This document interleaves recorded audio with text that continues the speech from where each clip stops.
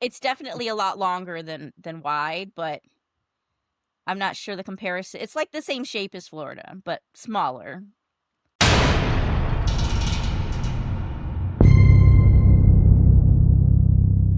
Hello and welcome to the Lifeboat, a timeless rewatch on the QLP network. I'm Albie. I'm Stacie. Today we are talking about Timeless. Episode 1, Season 1 is like the first episode. It's like the pilot. Oh, it's called Pilot. Very cool. Because Timeless. Timeless. Well, yeah, Timeless. It's all about the pilot of the blimp, right? The dirigible, the Zeppelin. That Nazi guy. I don't think there's actually 3 different people who are pilots in this episode. But so it should be called really Pilots. About any of them. Okay. So I'm confused already, but I'm excited. It aired October 3rd, 2016. That's a while ago. That's almost 10 years. We're in the 10th anniversary this fall, which is crazy. Wow. I wonder if we'll get to the season finale before the season series premiere. This episode was written by the series creators Eric Kripke from The Boys, Supernatural, and Revolution, and Sean Ryan from The Shield and Nash Bridges. I haven't watched The Shield or Nash Bridges. I haven't watched any. Those sound like shows I wouldn't be interested in. Any time travel in those? Great job. They do a great job on this series.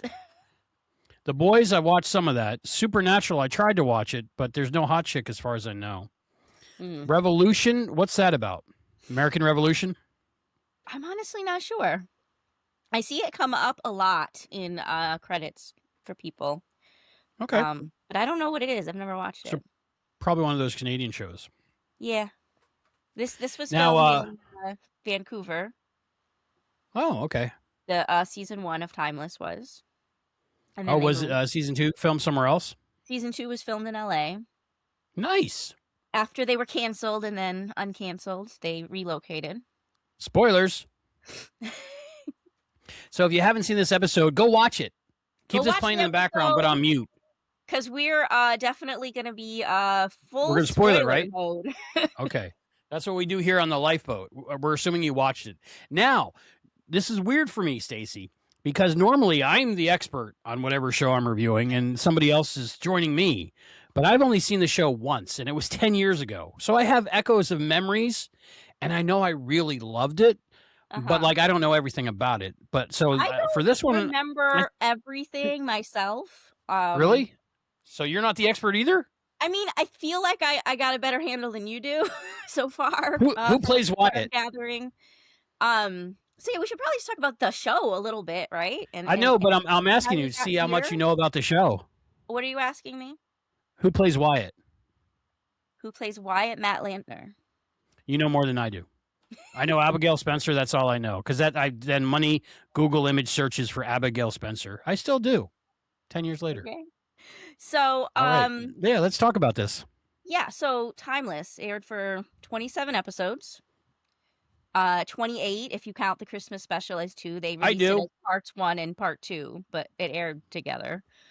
That's weird. Is that for syndication they did that? Probably, yeah. I think they mostly do that now.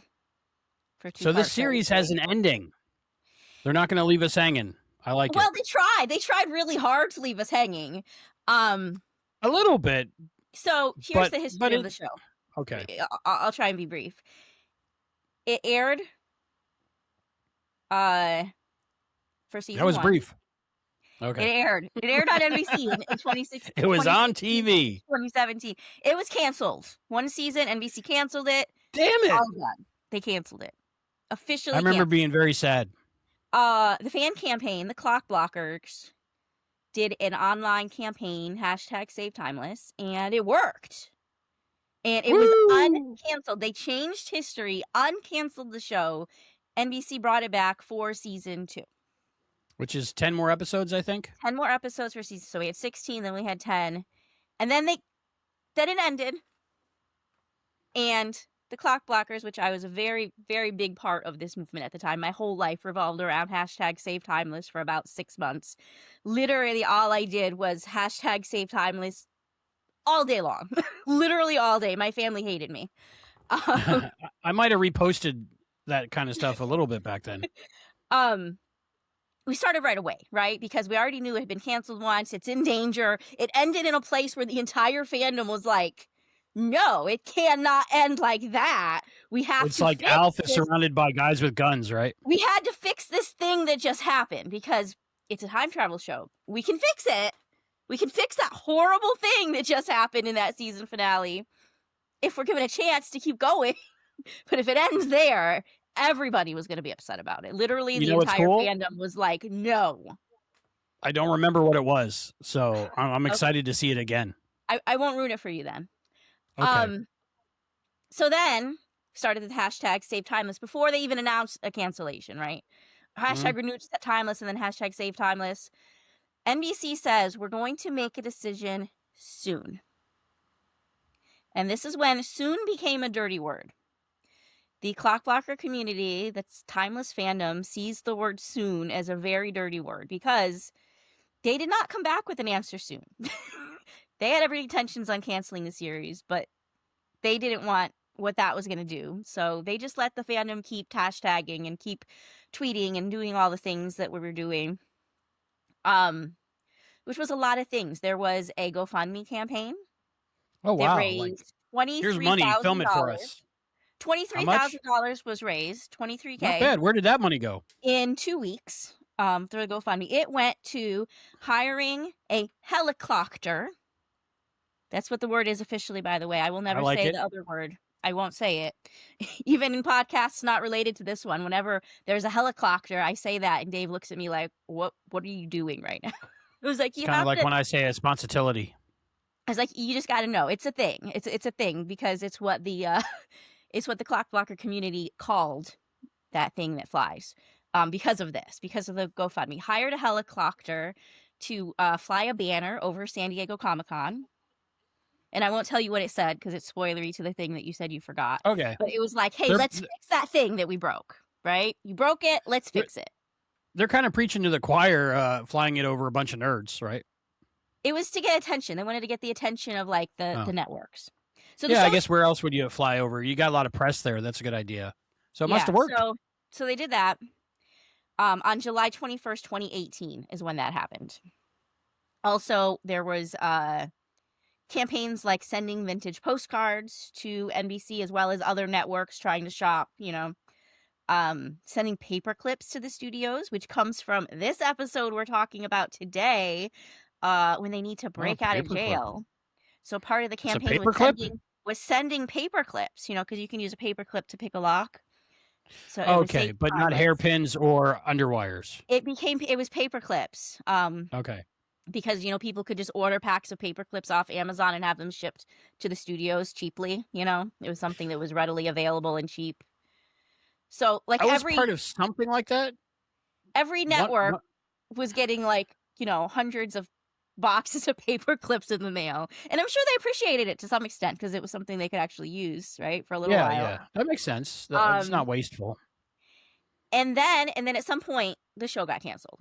At some point, they soon finally came. This was months and months and months. Soon finally came, and they came back and canceled the show. And it was devastating. But we kept campaigning. And eventually, they agreed to making the Christmas movie, which became episode 27, 28. 27, 28. Tacked on to season 2, but it came out like 8 months later after season 2. It was a separate and it was like the whole point of that was it around Christmas? It came out I want to say December 20th. Oh, nice. I remember watching it live and crying like happy tears, but I don't know why. This was the point in my house because here's the thing. We, the fandom, were still trying to not let this be the end. We're like, cool, you're giving us an episode, you're fixing that thing, but we still want a season 3. We're still going to keep fighting. We're of course. 3, 4, 5, 6, and 7. Trying to get the show shot. The 7. show was produced by Sony, so it wasn't produced by NBC. It was just airing on NBC. Sony? Sony was fully part of this. They were on board trying to shop. Oh, yeah, Sony. Yeah. Sony were the good guys.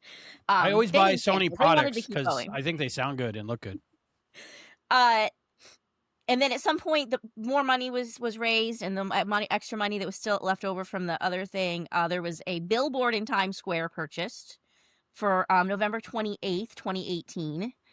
This was the day of the tree lighting. That day they had Ooh, that makes a sense. billboard above McDonald's in Times Square, like one of the electronic billboards. They had an ad in there. Now I want a Clock McRib. blockers. And it was a meetup, and I didn't go. And this is one of my regrets in my life. I should have been there. I could have been there. It's a 2-hour train ride. Why didn't I go? I don't know. I think I was just too scared to go to New York by myself and meet a bunch of strangers. And that just seems so silly because, like, I should have been there. Could have been there, and I just didn't. Well, next time when you're traveling in time. I didn't do it, but like some of the cast members showed up. Malcolm Barrett was there. His mom was there. She was a big part of the fan community. No, who was there? Who was there? Malcolm Barrett. Who plays Rufus. I love him. And his mom, who Mama Barrett, that was her screen name. She was Mama Barrett. Mama Barrett was a big part of the hashtag Save Timeless clock blocker thing. She was in it. Rufus is my favorite. I want to hang out with Rufus and I want to hug him. So I was like so sad. Like, why didn't I go to this? And like, it was people that I wasn't friends with them, you know, but I was part of the community. I knew who these people were. There was like so much organization going on with all the fundraisers and events and stuff that it would have been okay.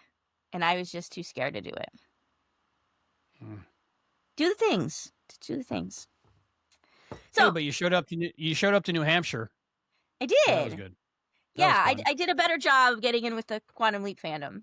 And then eventually you did show up to New York to see Scott Bakula again. Like 4 times I saw Scott Bakula. Yeah, I think that video is somewhere on this channel, right? The QLP channel. At least it collaborated with there's it. So a bunch of different videos. Yeah. And we can talk about one of those trips next week when we do episode 2. Ooh, that's a good idea. It might have something to do with Abraham Lincoln. Yeah. So yeah, anyways, the clock blockers were an amazing fandom, and I hope that, you know, they find us here to talk about this because hashtag clock blockers. Clock blockers. See, that shirt makes a lot more sense. I watched I think it was a video from San Diego Comic-Con from 8 or so years ago, and the guy who plays Rufus was wearing a shirt that said clock blockers. I thought it said something probably different. From July 21st, 2018, the day of the helicopter. It was a big deal. There was the clock blockers had a booth, and a bunch of people like from the show all stopped, and it was like the whole production was part of the campaign. Like there was a lot of support, you know. Like it was a community. I can't say the word. It was a group effort between the fandom and the production. Collaborative? Yeah, I think that's the word. Okay. I was trying to say something else. It wasn't the right word. It's when there's a really good TV show and it gets canceled, it's almost like being dumped.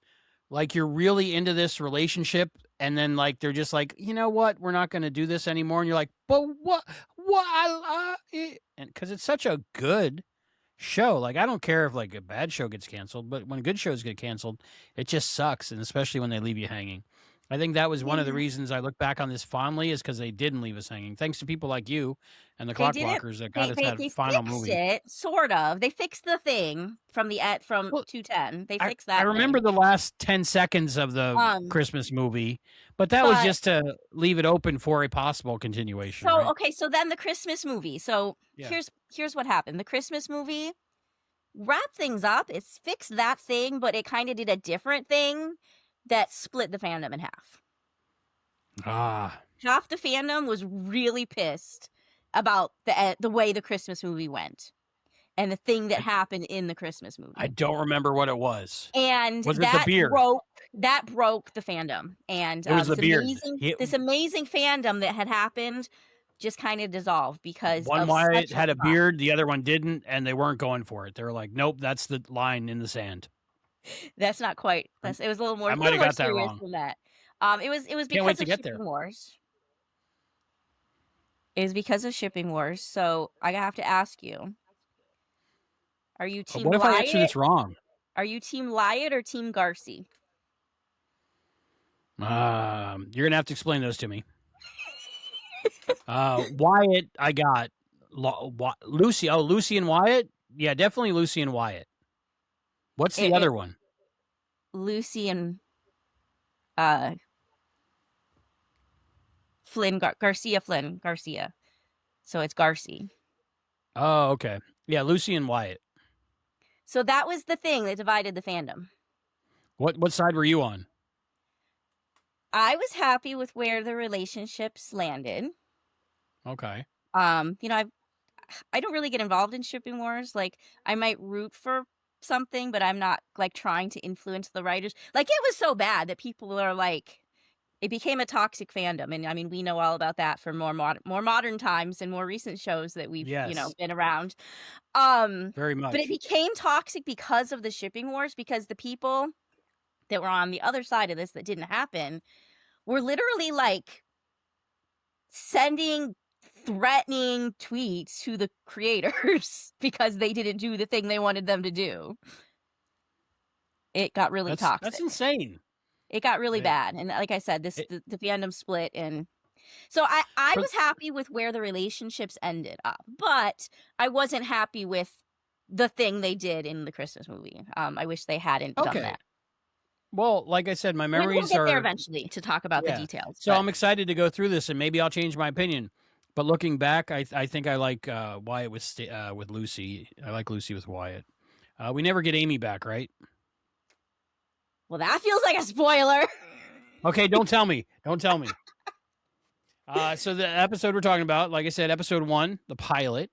We're talking about the first episode. May 6, 1937, Lakehurst Naval Air Station, Manchester Township, New Jersey. Apparently, only a few minutes from where I grew up. Tell us the story. My dad was born in 1929, so this happened when he was 8 years old. So he had memories of it happening and seeing the Hindenburg. He was 7. His dad's birthday is not until December. So he was 7? Yeah. He was 7.5.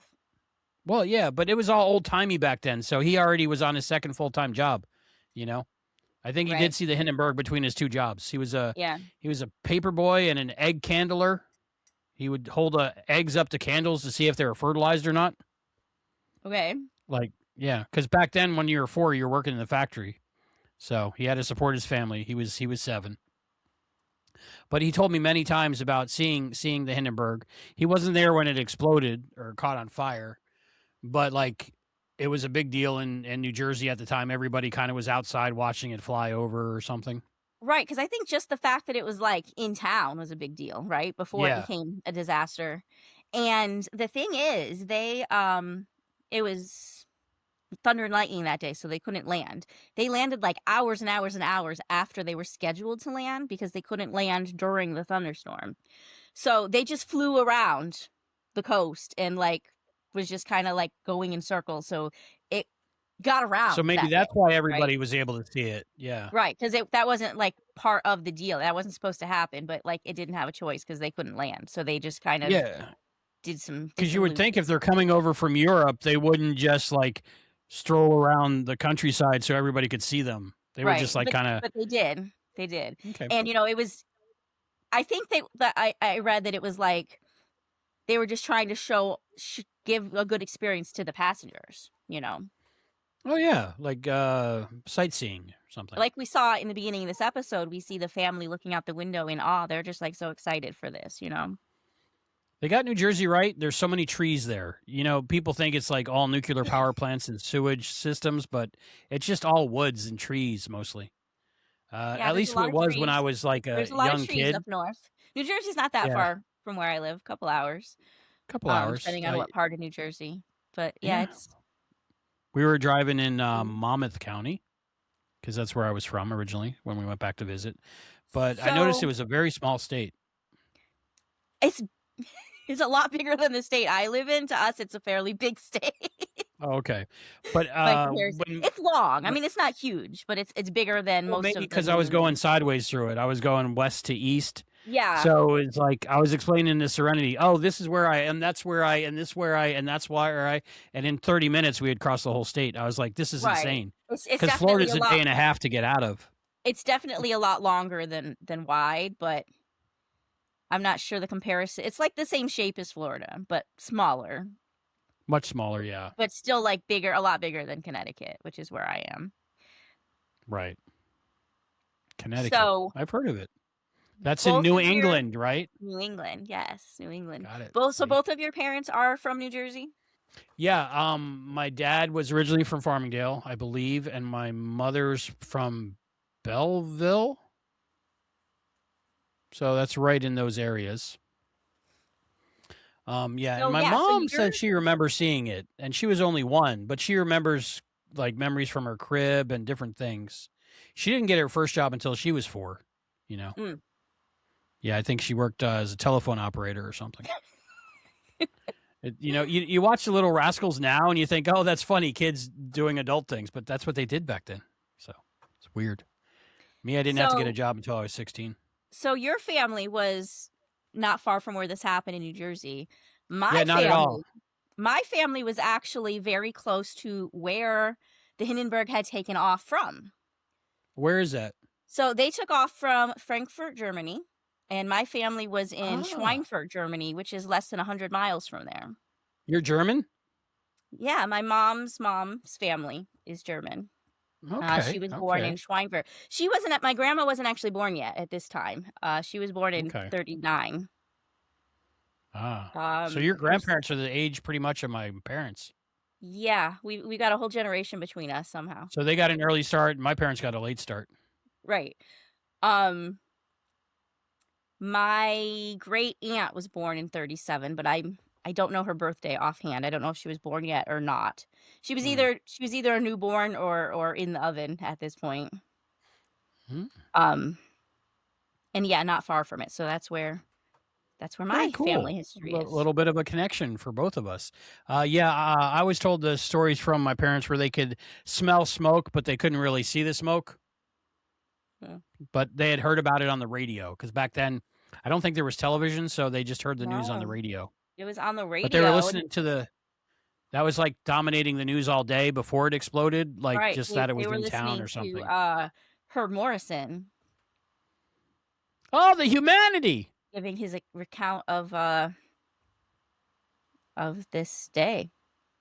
Well, before we talk about this more, would you like to give the viewers an episode recap to refresh our memories of this episode? Sure, I could do that. Thank you. An episode synopsis. This might be a little longer than what you're used to. I tried to be pilot, brief, right? but I'm not good at brief. I'm very verbose. Well, people clicked on the video. They saw how long this video is, so they know what's coming. They know what's coming. It's not going to be like as long as our Quantum Leap episode that we did. That was probably not. hours? Hopefully not. That was 14 and a half hours. So I doubt we'll make it there the first episode. All right. So we open with the original history, and they're going with the static spark theory. The Hindenburg crashes on landing. Oh, the humanity. In the present day, we meet Lucy Preston, history professor. She's told that she's been denied for tenure. She goes home where her sister Amy is sitting with her mom Carol, who is sick with cancer. Meanwhile, at Mason Industries, Garcia Flynn and 5 of his goons arrive. One of them, Stiv, asks them if they can trust the book, and we see what we will later learn is Lucy's journal that she hasn't written yet. They break in. They take the pilot and project leader Anthony hostage, and they steal the mothership, disappearing in time. And then Agent Kondo of Homeland Security brings Lucy to Mason Industries, where she meets Master Sergeant Wyatt Logan and Agent Denise Christopher. Christopher briefs them on Garcia Flynn, who is an ex-NSA asset who murdered his wife and child. And Connor Mason, who's a tech mogul, explains time travel to us, so we know how that works. He goes like this. That's how time travel works. It was something to do with a folding piece of paper. Yeah, isn't that a wormhole? Isn't that the wormhole thing? I don't know. I don't know. Didn't mean to interrupt you. We can talk about all this later. Okay, we'll talk about it later. I'm just excited. Agent Christopher is salty that he didn't tell the government that he invented time travel until something went wrong. So this isn't a government project, it's a private project. The ship that Flynn took is called the Mothership, and they have another smaller ship, the prototype, called the Lifeboat, which is maintained for rescue missions if the Mothership ever needed assistance.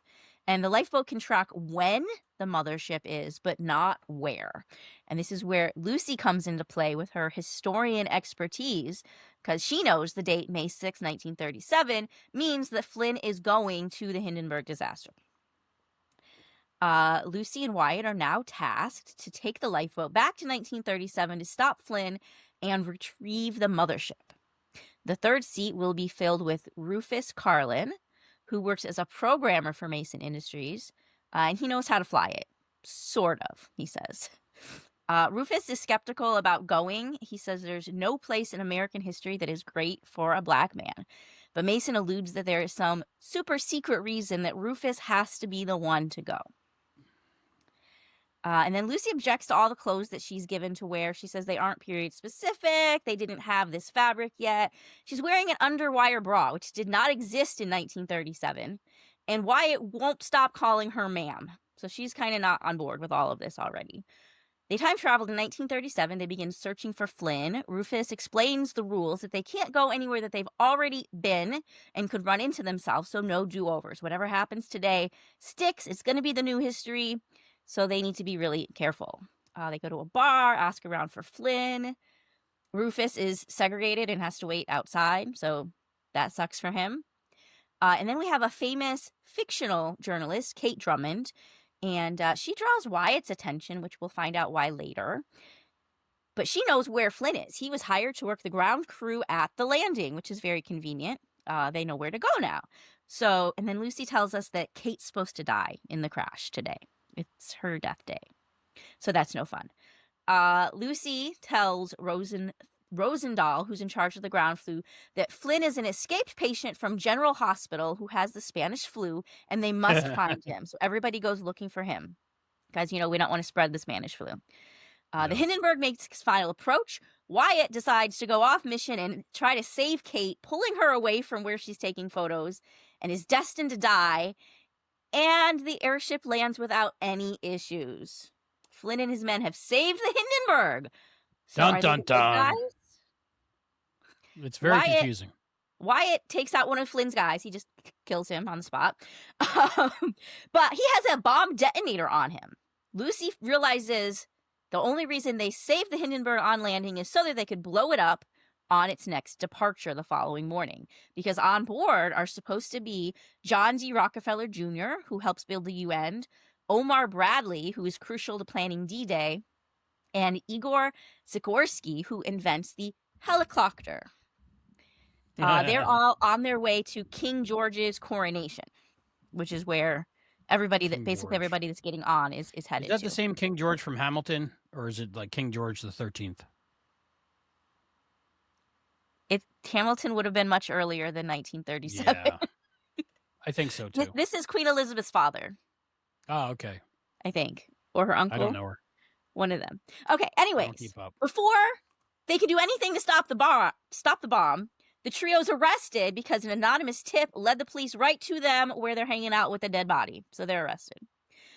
Wyatt admits that the reason he tried to save Kate is that she reminds him of his wife Jessica, and he blames himself for Jessica's death. Wyatt gets an idea on how to break them out, tells Rufus to make a distraction. He gives a speech to piss off the cops, to send him out of the room for reinforcements, and Wyatt tells Lucy to take off her modern bra. He uses the underwire to pick the lock, and then they knock out the cops and escape. They get on the Hindenburg, where the departing passengers have boarded. Kate's convinced to believe them now and helps him look for a bomb. Wyatt finds it in the kitchen, but the ship's already airborne. Wyatt tells Lucy and Rufus to ground the ship and get the people off while he defuses the bomb. That shouldn't be too hard to do. Lucy and Rufus hijack the cockpit, calling themselves the Anarchist Black Cross and demanding that they land the ship. And this works. They do so. Wyatt tells Kate that he's Buck Rogers from outer space. And one of Flynn's men, Stiv, climbs back into the ship because they realize something's wrong, that the bomb hasn't gone off. Why did he realize something's wrong? Anyways, he knew something was wrong and he gets back on the ship. And they struggle. The bomb goes off. The ship catches fire just as it's landing, but everyone gets off safely except for Stiv, and the ship is destroyed. But they saved all these people who weren't supposed to die. Flynn tells Lucy he knows everything about her. He shows her journal, and he tells her to ask them why they picked her and about Rittenhouse, which is, I think, the first time we hear the name Rittenhouse. There's a shootout between Flynn and Wyatt, and Kate gets shot in the crossfire. Damn it. She dies. We learn when they return to the present. A report on the new history. The Hindenburg exploded via bomb on the morning of the 7th by the anarchist Black Cross. There were only 2 casualties, Kate Drummond and an unidentified man, which was Stiv, because he's from out of time, so nobody knew who he was. Lucy tells them that the anarchist Black Cross was them. It wasn't the original history, but only the 3 of them remember what originally happened. Lucy now thinks that Flynn's objectives are to rewrite history before it's even written, taking down America. Christopher tells them to go home, and she'll call them when they need them again. And we find out that Rufus has been recording Lucy and Wyatt's conversations for Connor, but he's not comfortable with it. Then Rufus asks out his coworker Gia to dinner to tell her all about his adventures time traveling. Yay. Lucy returns home, and she finds out her mom isn't sick anymore. Yay, Borg Queen is better. But her sister Amy doesn't exist. Sad face. And apparently she's also engaged to a man she's never met. But before she can process any of this, she gets a call to turn around and come back because Flynn has time traveled again. Wow. Thank you for that recap. That's good. This is a great episode. Huh? A lot of stuff. A lot of stuff, but it all worked. I think everything worked. I'm going to give this one a high rating. Good writing, high rating. But that's for soon. We're going to take a short break, and we'll be right back. And we'll talk about things that we're going to talk about, and you'll see what we're doing here. Does that sound good? Okay. All right, we'll be right back.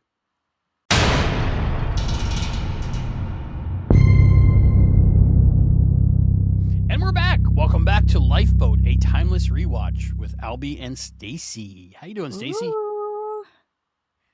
All right. So for people with YouTube Premium, it was just like that. People that don't pay that, what is it, $10 a month? They had to sit through 13 commercials, probably about Ozempic, I'm guessing. I don't know. What do they advertise on YouTube? I think it's geared to the viewer. So. Oh, so if you're getting ads for marital aids, you know why. Okay. So what are we going to do with this show? What are we talking about? What are we going to, some of the things we're going to do? What? We're talking about timeless. Yes, but like what should they expect? We're going to talk a little bit about the history, right? A little bit about the production of the show and our thoughts on like the storyline. And, I think we're going to rate it too at the end, right? Ooh. Each episode. Yeah, this series is very steeped in history. So there's lots of history to talk about. We're going to meet some historical figures. So we'll touch on those who is represented in the episode. And like Abraham Lincoln, the guy from Bill and Ted's Excellent Adventure. That goes, party on, dudes! Speaking of Bill and Ted, our 3 main cast members are named after Bill and Ted. That's crazy. And Rufus is Rufus Carlin when Rufus was played by George Carlin. Yes. So we're naming after them. So how did I not pick up on that when I watched this originally? You didn't? No. Okay, so we have Lucy Preston. Who's she named after? Bill S. Preston, right? Wow. And then we have Wyatt Logan. And what was his name? Oh, Ted Theodore Logan. There's no way. How did I not know this? Preston, Logan, and Rufus. Dude, I'm so slow. I'm 10 years behind. Thank you for explaining this to me. Okay. If you didn't know, if you're like me and didn't know, comment down below. It is a cool little factoid that I don't think they ever named. It's just kind of there. But it's very clearly a nod to Bill and Ted. I forget what the princesses' names were. I just know they were named the princesses. I don't remember. No. They're featured pretty heavily in Bill and Ted 3. Yes. Bill and Ted Face the Music, which I like that one. Our friend Dermot Devlin is in that movie. No, is he? Dermot said, by the way, that he loves Timeless, so I'm sure he's listening. Dermot's so that's in our Bill first and Ted feedback, 3. right? That's our first feedback. Thank you, Dermot. Love that guy. Yeah, he's in Bill and Ted 3. It's on his IMDb credits, which I noticed because I was adding credits for him for my podcast, and I saw that, and I was like, "What?" I gotta so watch Dave that. and I went and watched, and we again. found him. He's not in the movie proper. He's in the end credit sequence where they're showing people from around the world participating in the music. Oh yes, I tried to be in on that. I was not in on that. He's in on that, and he's very. That's awesome. Yeah, super cool. Very cool, Dermot. How do you pronounce it? Dermot? Dermot. I usually just read it. I say Dermot, but I could be wrong. Dermot? Like Dermot Mulroney from what is it? The Wedding Date? Do you ever see that? No. That's a good movie.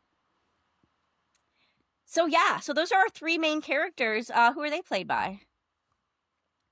Abigail Spencer, I know, because I might have a little bit of a crush on her. Abigail Spencer. She was in a show that I covered on my other podcast called Extended Family. That was a sitcom that also aired on NBC a few years ago. Was it any good? Her and John Cryer and the guy from Scrubs.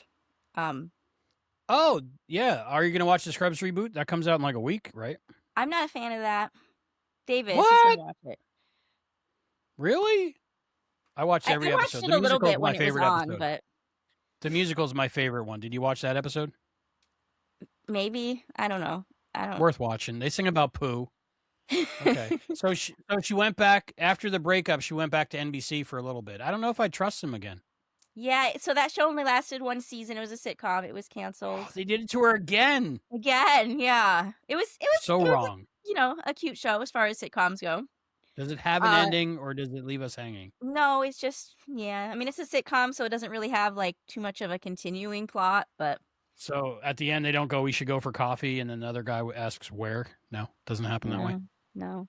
Okay. Abigail Spencer's in a current show that's airing right now in its first season called Best Medicine. That's airing on Fox right now. Okay. I didn't know about that. I'm going to check that out. How's she looking? Probably pretty good still. I haven't watched it, but yeah, I don't think she's changed much in a decade. Actors don't change much. No. They don't age like the rest of us. And who plays Wyatt? This Matt Lanter, is it? Matt Lanter.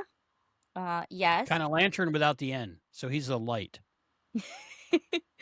I think he's most well known for playing Anakin Skywalker. He was the voice of Anakin Skywalker in the Clone Wars. And then like all of the other animated stuff that's happened since then. He was doing that at the same time as Timeless. Oh, and he was also in the 90210 reboot. I don't know if I watched the reboot. I didn't, but he was in that. He was a regular in that. Okay, and he was in Motorheads, which I think was just like last season or something. That's a recent Is that show. the band? It's about cars. Oh, okay. I think. I could be wrong. I didn't watch it. Two of my brothers were race car drivers. I went the other way, and I like rom-coms. Okay. Safer, I think. More emotional damage. We learned from Bobby Brady. That's a very dangerous profession to go into. It is. Next, Rufus Carlin. Rufus! Played by Malcolm. Rufus is played by Malcolm Barrett, verbal the rapper. He's in The Boys? He is. He makes 7 appearances in The Boys. Now I gotta really watch it. He was in Average Joe, which I meant to watch. I never watched that. It was a similar like time travel-y type show, like alternate reality type stuff. Okay, I'm in on that. I'm pretty sure it was just 10 episodes and it got canceled. And it was one of the things that during the Save Timeless campaign, people were always talking about, and I just never got around to watching it. I don't know if it's available anywhere. Okay. I gotta remember to look Yeah, for that. Average Joe. That sounds interesting. I'll watch anything he's in. He's my And then he favorite on also the was in show. 26 episodes of Better Off Ted. I've heard of that, but I don't know what it is. Yeah. Better me Off as Ted. well. What are other shows kind of like this? I think Journeyman was kind of like Quantum Leap. I remember that a little bit. Yeah, I think that was one of those one-season wonders, right? Yeah, and it was basically Quantum Leap. That's without being usually Quantum how Leap. these things go. Genre television never gets a chance to really do its thing and make its mark. Quantum Leap is almost kind of like its own genre. I don't know if you watch, what is it, Secret Galaxy, with Jonathan Larson or something Larson on YouTube. But like No. every show that's kind of like Quantum Leap, he says it's kind of like Quantum Leap, but it's Quantum Leap. I think he just did one on Voyagers, which is basically kind of like Quantum Leap. But wasn't that before Quantum Leap? I think it was. Yes, that was like much before. Yeah. I think. Be careful with blank skids. Okay, like what's a next? decade Who's before, next? I think. All right, so we've got Rufus is my Connor favorite character. Mason. Yes. Oh, my friend, Patterson Joseph. Yeah. Yeah, So I'm you besties with had him. the At least I honor was for an hour and a half or of so. talking to him before, right? Yeah, I interviewed him about Timeless. I went back in time and interviewed him with the recorder from the Lifeboat that Rufus had. I interviewed him about Lifeboat back when it was airing. Should I air that in one of our future episodes? I think that's something we'll have to circle back to at some point. So, believe it or not, we have an interview with one of the main actors from the show already. How cool is that? That's fun to look forward to, and I've never heard like it. 8 years ago. That's awesome. Yeah, he was in the 2023 Wonka movie. He played Slugworth in that. He was in The Sandman with another friend of yours. Who? Mason. Park. Yeah, Mason's awesome. They're awesome. Rennie and I were going through this thing that no matter what TV show I watched or what movie I watched, I would always just like nudge her a little bit and go, yeah, I interviewed that person. That's so fun, I took her right? to the movie theater, IMAX, to see Willy Wonka. Had no idea Patterson Joseph was in it. And we're sitting front row center IMAX, of course. And Patterson comes on the screen and I just nudge her and I go, I interviewed him. She's like, of course you did.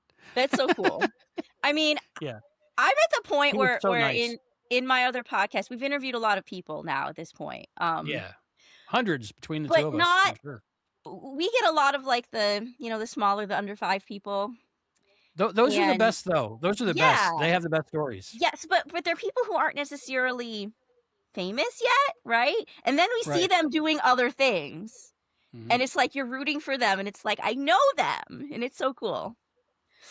Very cool. What a thing that we do. Isn't this like crazy? It's fun. It's fun. We watch TV and we talk about it. And then people give us money. Speaking of, we got stuff on Patreon. What do we got on Patreon? Let them know. Ooh, don't ask me. If you give us money on any level on the Quantum Leap Podcast Network Patreon, what do you get from us about Timeless? You tell me. What did we just do in the past future? You don't remember? Oh, yeah, of course. You got to remember the future in this show. It's time travel, man. After listening to us talk about the episode, you can go watch us watch the episode. Whoa! You can watch it along with us. You can watch us watch it and watch it with us and watch our reactions to the episode. Yeah, it's just like me and Stacie are sitting on the couch with you watching Timeless. Yeah. So Patreon for the Quantum Leap Podcast Network over there at patreon.com/ I want to say Quantum Leap Podcast or the Quantum Leap Podcast. You should have that figured out. I'm going to say Quantum Leap Podcast. It's been a while though. But go there. People that are already members, it's right there.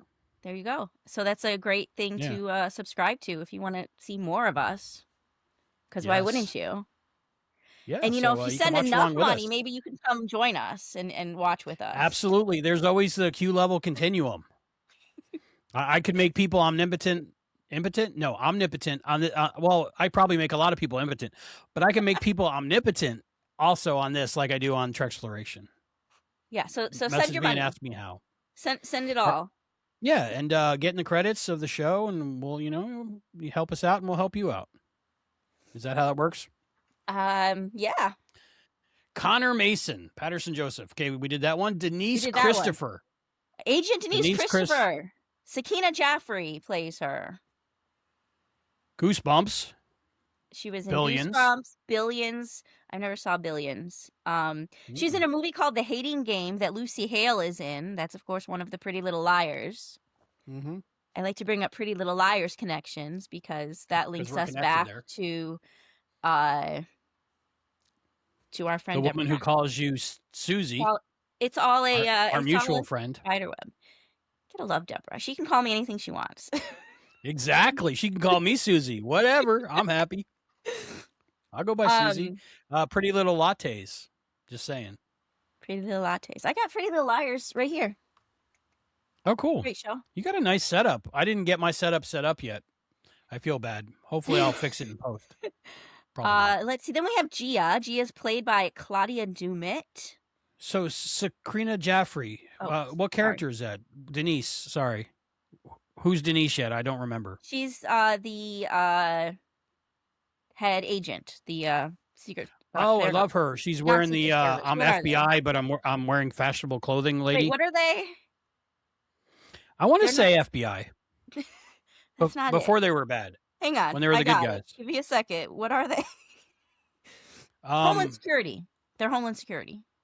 Oh, was that a thing? Yeah, that was because that was after 9/11. Yeah. Yeah, she's the Homeland Security agent in charge of this. So far, I remember liking her character, and I liked her in this episode. I like her power and strength, and just the way she handled herself. So we didn't get a lot of her yet. We didn't get a lot of anyone other than our main three yet. Yeah, we got some exposition from her though. Yeah, and she was definitely the one in charge. So I like mostly we got that she's just annoyed that Connor Mason didn't tell the government that he invented time travel. Well, it's easier to ask for forgiveness and ask for permission. That's what they say, right? Yeah. Gia. I was close. You were close. Claudia Dumont. Dumit? I think it's Dumit. I could be wrong. Dumit, like Dumit Mulroney from The Wedding. I'm not necessarily great at names, but I think I'm probably better than you. So. Oh, 100%. I call you Susie most of the time. She was also in The Boys along with Malcolm Barrett. Oh, I gotta still watch that. The Three Body Problem, which is cool. She was in one episode of that. Season 2 of that coming out this year. Okay. Excited for that one. How to be a vampire. You go to the store in the mall. What is it called? Hot Topic? Hot Topic. And then you're Is that where you're going with that? Yes, and then you're a vampire. You get those really wide jeans that are black with chains on them. And then you're a vampire. Yeah, love her. I liked her in this episode. I like cute girls. Albie needs a girlfriend. She's going to have more to do eventually. I can't wait. Kind of just in the background right now, but she's definitely going to pick up as a more important character as we go along. I'm trying to remember from my time travel interview I did with Patterson, but I think we talked about her as well, and he was good friends with her. Something to look forward to. And then, of course, we have our villain so far, Garcia Flynn. Played by, I'll let you do this one. I was going to let you do this one. Okay, I'll go for it. Goran Vajiznik. That sounds about right. It's good enough for me. Okay. 2 episodes of This Is Us. Okay. An episode of Doctor Who. Oh, he was in a Doctor Who episode? One episode. I don't know which one. Nice. I'm not putting that together yet, but when I watch it again, I'll know. 4 episodes of Santa Clarita Diet. 16 Okay, I've heard of that. Yet. Yes, that's, what is it, cannibalism? Santa Clarita Diet. She's like a zombie. Oh, okay, yeah, okay. Was that Drew Barrymore? Who was that? Yes, I think so. Yes, love Drew Barrymore. Forever crush. That was like 16 episodes. Huh? It was a comedy series. It was fun. 16 episodes of Extant. That was the Holly Berry show about astronauts. She was then weird stuff happened. And it went bad. Yeah, that's all I remember. I watched that show religiously as soon as it came out, and it left us hanging. I only watched a little bit of it. I didn't stick with that one. Yeah, I don't know Well, how to say his last name. I feel bad. It's one of the main Vajiznik. characters. I feel like there's definitely silent letters in there. I just don't know which ones. Okay, so I'm going to go with Viz- Viznik. If Visnik, there's some silent, Viznik. If it's Visnik, not or silent, Vajiznik. Vizjik, Vizik. Yeah. One of those. I'm thinking he's Argentinian because that last name sounds Argentinian. No clue. All I remember is he's got a really cool accent, and I wish I could talk like him. He does have a cool accent. Carol Preston, Susanna Thompson, the Borg Queen herself. Ooh. The first Borg Wow. Queen in this series. Yes. We're going to get another one later. So that's weird. Now, did this happen? This must have happened after Voyager, right? Because, and then Picard, because both of them played the Borg Queen in Star Trek, both Borg Queens, but they played the same character in the series or different characters? Different characters. But they were both Borg Queens. Don't ask me Star Trek questions. What do you do? Yeah, Annie Wershing. I talked to a director last year, 2 years ago, that worked with her and said really nice stuff about her. But yeah, she's beautiful. Unfortunately, she's not with us anymore. But you know, in the future, none of us are still here. So she was at that San Diego Comic-Con table hanging out with the clock blockers. Oh wow! While So she was cool. pregnant, there's a beautiful picture of her. I forget what her shirt said. It was like future clock blocker or something. Yeah, she's got a couple kids, cute kids. She Sad was face. she was awesome during the campaign. She was one of the very like involved cast members. So 12 cool. appearances, 8 episodes of NCIS. Oh yeah, we're talking 3 about the person episodes who's of not even in Voyager. this episode. And Annie Wershing. Yeah. Yeah. We'll get to her eventually. Susanna Thompson. 8 episodes of NCIS, 3 episodes of Star Trek Voyager, 2 episodes of TNG. I don't remember her in TNG. I got to look that up. Don't ask me. Okay. Anthony Brule, Sure. played by Max Headroom, or better known as Matt Frewer, probably lesser known as Matt Frewer. Well, that's his name. 5 appearances. 5 appearances, 6 episodes of Fear the Walking Dead. I never did watch that. Orphan Fear Black, starts 1 off episode. strong, and then it goes. For my job I had a while ago, I had to watch The Walking Dead. Like I got paid to watch it and talk about it. So I did. But as soon as I didn't have to anymore for a living, I stopped watching it because it didn't catch me. It didn't grab me. Mhm. Everybody else goes crazy for it though. I was a big Walking Dead fan, but the spin-offs got a little out of hand. Mm-hmm. What's the latest one? About an ice cream shop, right? Run by zombies, I think. 11 episodes of Orphan Black. I want to watch that now that I know a little bit more about Tatiana Maslany. What's her name? She-Hulk. Yeah. That I'm told sounded good She-Hulk enough for was me. Orphan Black. So I'll watch that. I watched a lot of behind the scenes on Orphan Black, but never the episodes. 18 episodes of Eureka. Love Eureka. Was he in Eureka? He was I in don't 18 remember that. episodes, apparently. Apparently, yeah. Well, I you know why I remember him probably don't from it, remember him? but I Because I don't- just remember him as Max Headroom. He was in I one don't- episode of TNG. That's not written down here, but I remember that. I And can't write all ironically, of he their was from credits. New Jersey in that. He's like, Ooh. I'm from New Jersey. They're like, are you from the 27th century? He's like, actually, I'm from New Jersey. Oh. Yeah. Are those two things mutually exclusive? I guess not. New Jersey probably exists then too, right? You would think. Probably less trees or more trees. No clue. Less. Less. Amy Preston. I hardly remember her at all. Yeah, I can't imagine why. She's Played by Bailey Noble. Bailey Noble. Yeah. I don't I Also didn't take credited any in note. episode 112. Really? What's that about? Is that a spoiler? I don't know. I don't remember, honestly. I feel like it's probably just I don't remember. flashback thing, I think. Probably. If you show them on screen, even for a second, they got to get paid. So, Yeah. It's probably just some memory.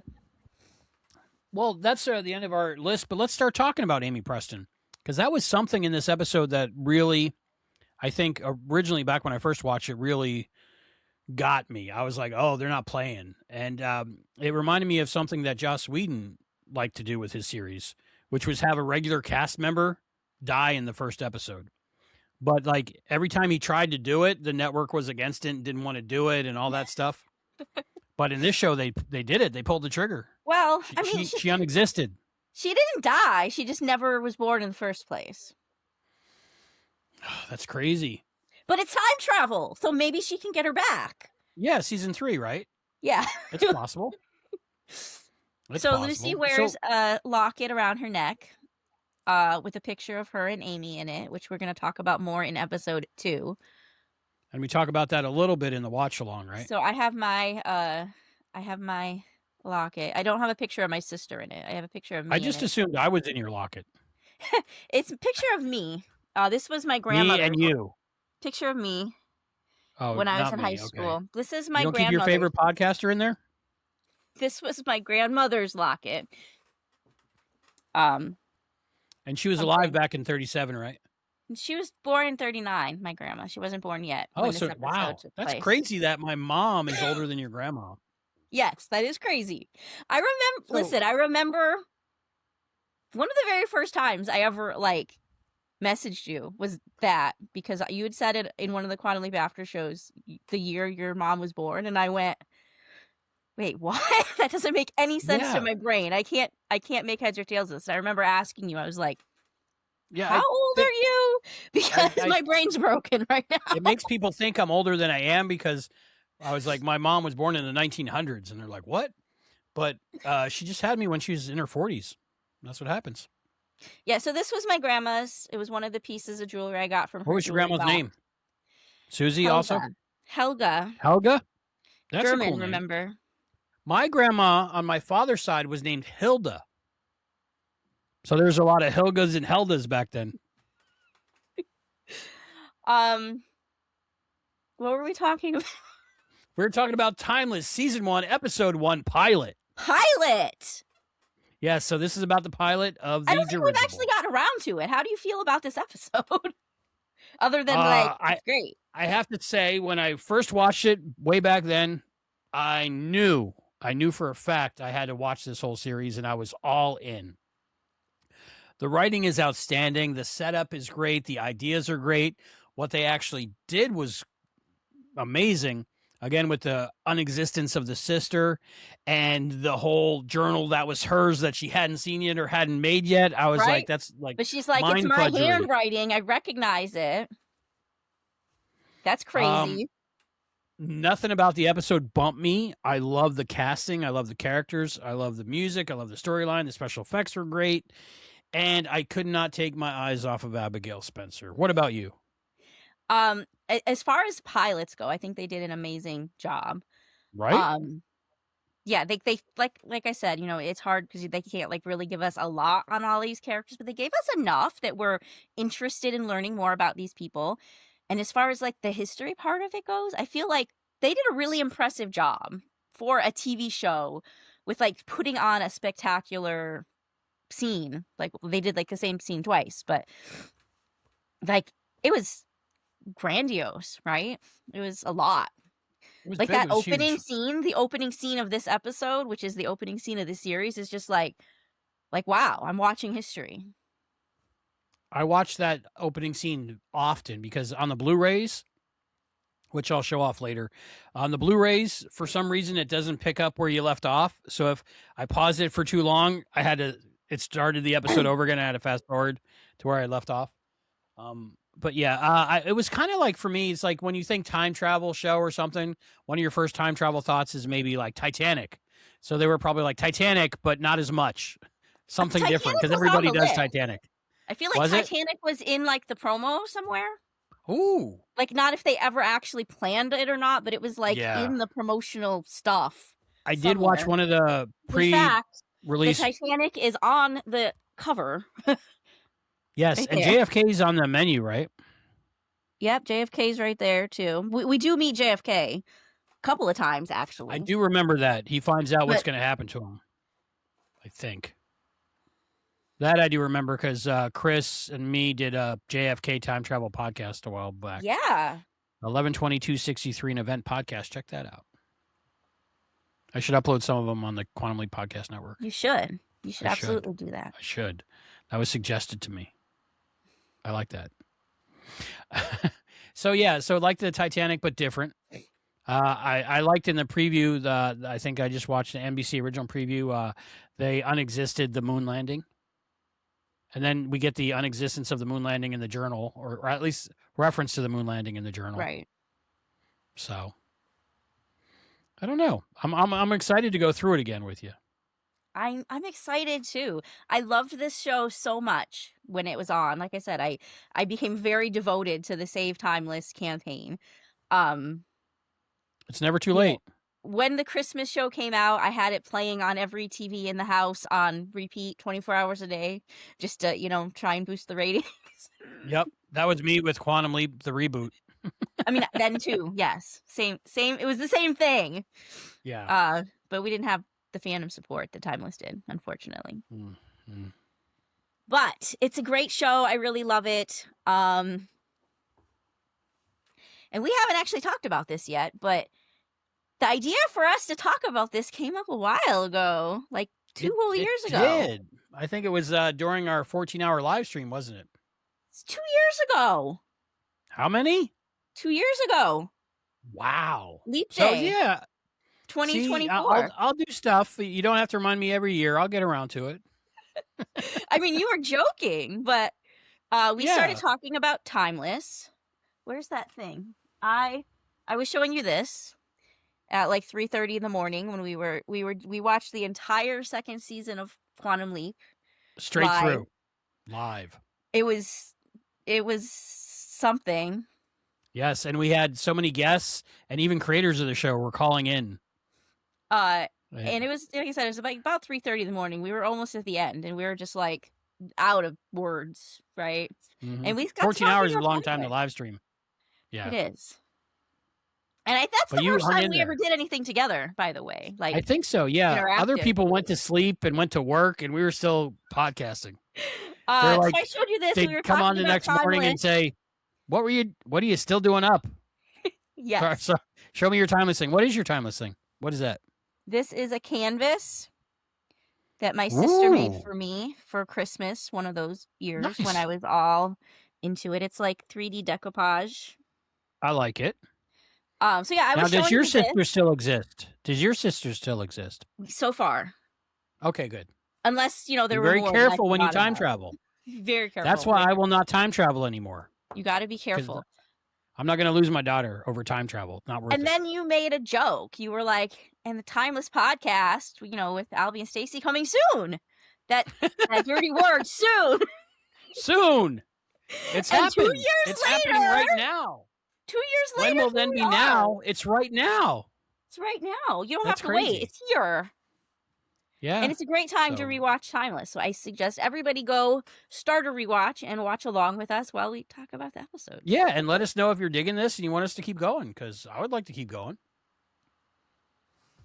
All right, we got some guest casts, don't we?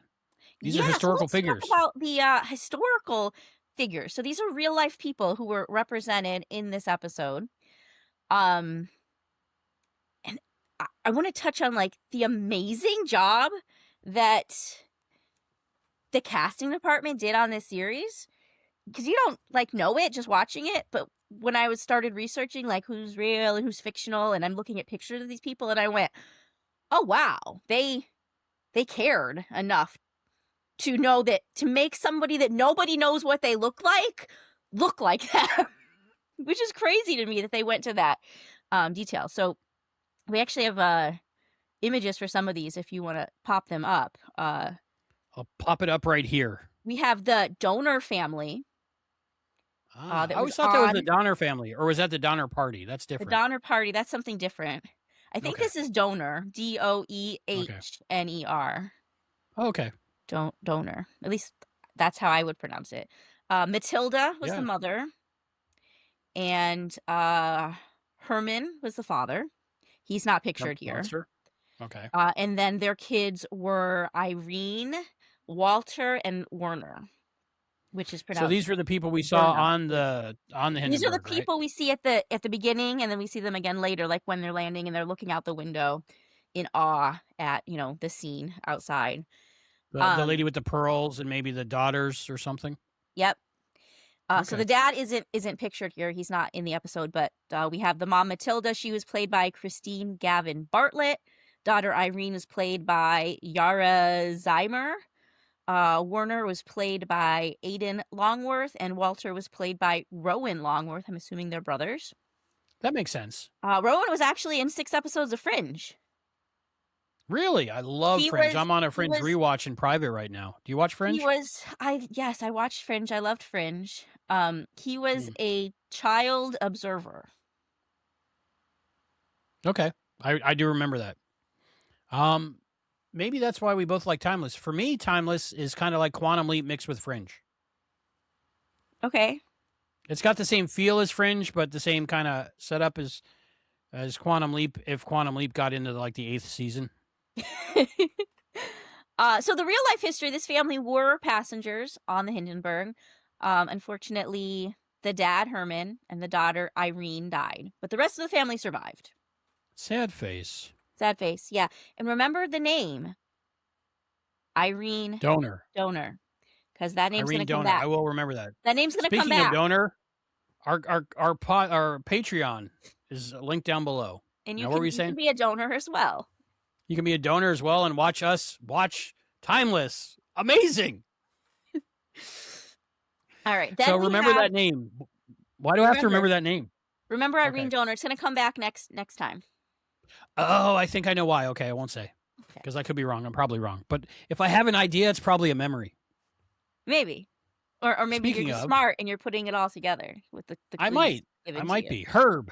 Is it Herb Morrison or Herb Morrison? I'm not sure. I would say Herb, but I could be wrong. Okay.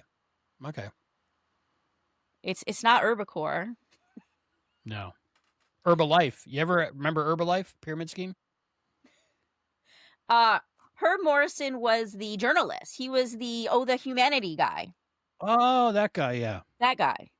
He was played here by Denal Toms Campella, which I probably said wrong.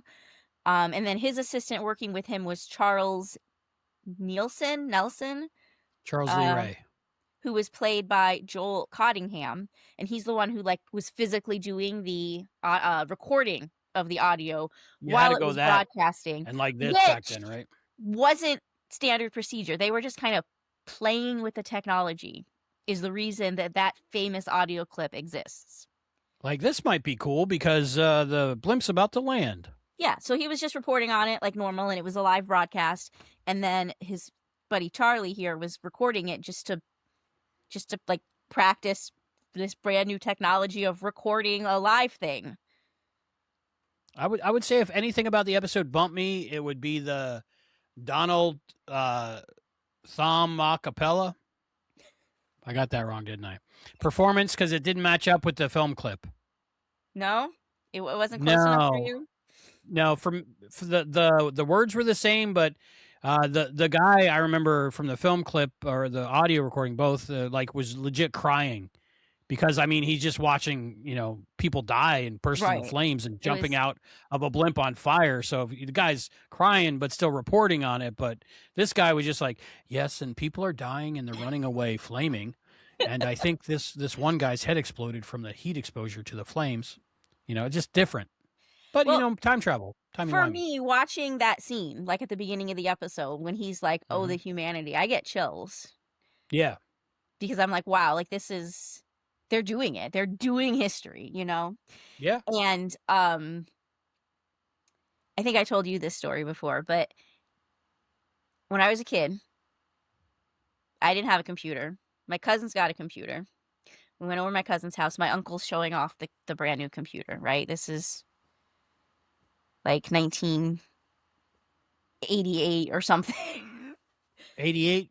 So it wasn't a Commodore 64. That was earlier. I was little. It was first computer I'd ever seen. Maybe a Tandy back then.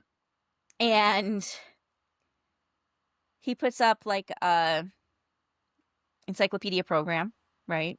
Which is the super cool thing. Look what you can do on this machine. And he played this clip. He played Herb Morrison's recording. It was the very first thing I ever heard on a computer. Wow. So that's history It too. was that audio clip. Like, that was like, this is a computer presentation to me. This is what a computer is. You can learn about people dying. It was like impressive. Like, you want to know that? We can just pull it up and it happens. It's starting to rain again. The rain had slacked up a little bit. The back motors of the ship are just holding it just enough to keep it from... It bursts into flames. Get it started. It's fighting, and it's crashing. It's crashing terrible. Oh, my. Get out of the way, please. It's burning, bursting into flames, and it's falling on the mooring mast and all the folks between it. This is terrible. This is one of the worst catastrophes in the world. Oh, it's like 400 or 500 feet into the sky, and it's a terrific crash, ladies and gentlemen. The smoke and the flames now, and the flame is crashing to the ground, not quite to the mooring mast. All the humanity and all the passengers screaming around it. I told you, I can't even talk to people. There's friends around there. I can't talk, ladies and gentlemen. Honest, it's just laying there, massive smoking wreckage. And everybody can't hardly breathe and talk and screaming. Lady, I'm sorry. Honestly, I can hardly breathe. I'm going to step inside while I cannot see it. Charlie, that's terrible. Listen, folks, I'm going to have to stop for a minute because I've lost the voice. This is the worst thing I've ever witnessed. Like, how crazy is that? Like, technology, right? Technology. I'm a little bit older than you, so when I was a kid, I would actually just read the encyclopedias. And here we are, how many decades later, using the computer to talk about it. History. It's crazy. That's pretty cool. Yeah, I remember going through all those programs and learning stuff. I love learning stuff. So that's one of the reasons I like Timeless too, because the history is pretty spot on. I guess it's already there, so why not write about it? And then the fact that they're changing it as they go and turning it on its head, it makes it almost reminds me of that moment from JFK episode of Quantum Leap, where at the end they saved Jackie's life, but she was supposed to die originally, and I was so blown away by that. I talked to Don Belisario. I told the story before, but if you haven't heard it, I talked to Don Belisario about that ending and how he came up with it and how influential it was on just my life in general. That moment when I couldn't understand how, because of this time travel TV show, my reality had changed, and I was just like mind fudged. It's where, we learned that the world we live in is the world that Sam Beckett has already touched. Still gives me chills. So I think that's why when things were being changed in everyone's reality except for what are they called? The time travel crew, something like that? The time team. The time team. Thank you. I'm not up with the vernacular because it's been a while. But when everything was changing around them for that, I think I remember that's when I was getting emotional and getting so invested. That's another reason that hook of this pilot really did it for me. Yeah. We had two more real people that we touch on here. We had the captain of the ship, Max Pruss. He was played by Noel Johansson, who survived. Not the pilot. He survived, by the way, in real life. He was just like, yeah, you guys have fun. I'm going to hop out. Actually, I read that he got disfigured. He was disfigured for life from, trying to save people. So. Oh, nice. Yeah. And then Charles Nielsen. No, that's not. We already read that. Charles Rosendahl. Nelson Riley. Different Charles. Charles Rosendahl, who was a commander. He was the one in charge of the ground crew. So he was the commander at, where are we at? Lake. The one they were talking about, the Spanish flu? Yes. Okay. That was him. And he's played by Kurt Max Runte. Oh, Kurt Max Runte. I don't have pictures. We'll try to get him on the show. I couldn't find him, but okay, sounds good. Insert image here. And then I guess the biggest other person that appeared in this episode was Kate Drummond. She's actually a fictional character. They invented her for this story. So I think that's a good idea. I think if you're gonna have like somebody die in death, and you don't want to really, I mean, like, yeah, the people on the Hindenburg died, but they're just like passengers and not a main character. I don't think you want to do the main character and do their death and it's, it just seems. Yeah. So, but they did a great job, because when I'm like researching this, I'm like, I didn't know if she was fictional or not, because it was just like, oh, she's so famous. She did this and this and this and this. And then we've got all these other people that are real. So you don't know unless you know which things are, invented for the show and which things are actual history. It was believable, that we would have had a journalist who happened to die on the ground because their ship exploded. It's time for my theories that aren't true. Okay. While I was watching this, I had a theory.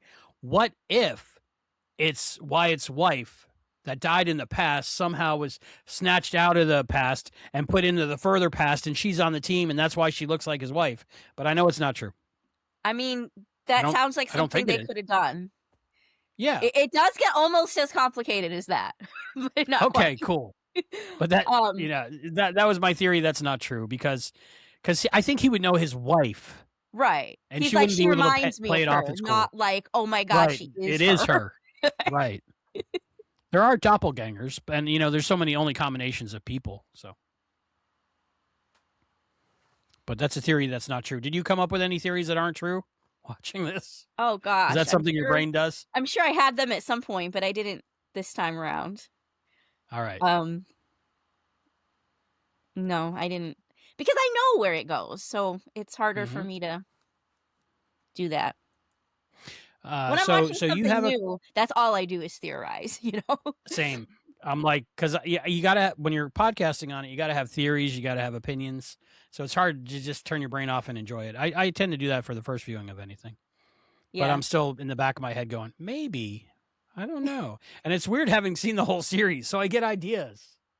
I'm like, no. But you don't remember it all, so you don't know if you're having a new idea or if you're having a memory. I remember I liked Rufus and I really liked Abigail Spencer. That's about it.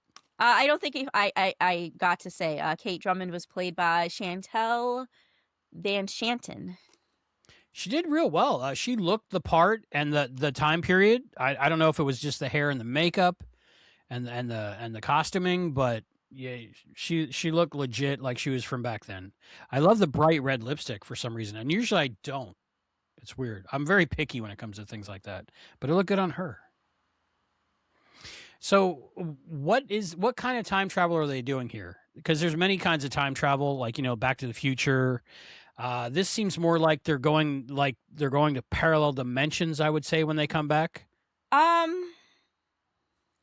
don't know. Well, so the history's changing. They are changing history. Right. We're doing one time stream, right? Yeah. Like, they're not saying we're creating a diversion in history. We're making a new one. We've changed it. But it's not like... So the other one doesn't exist anymore. Right. So her sister just doesn't exist. Just doesn't exist. Hopefully sometime in season 3, she can come back and tell her mother, the Borg Queen, that she's her other daughter that she doesn't know is still alive, and to wait for her or something like that.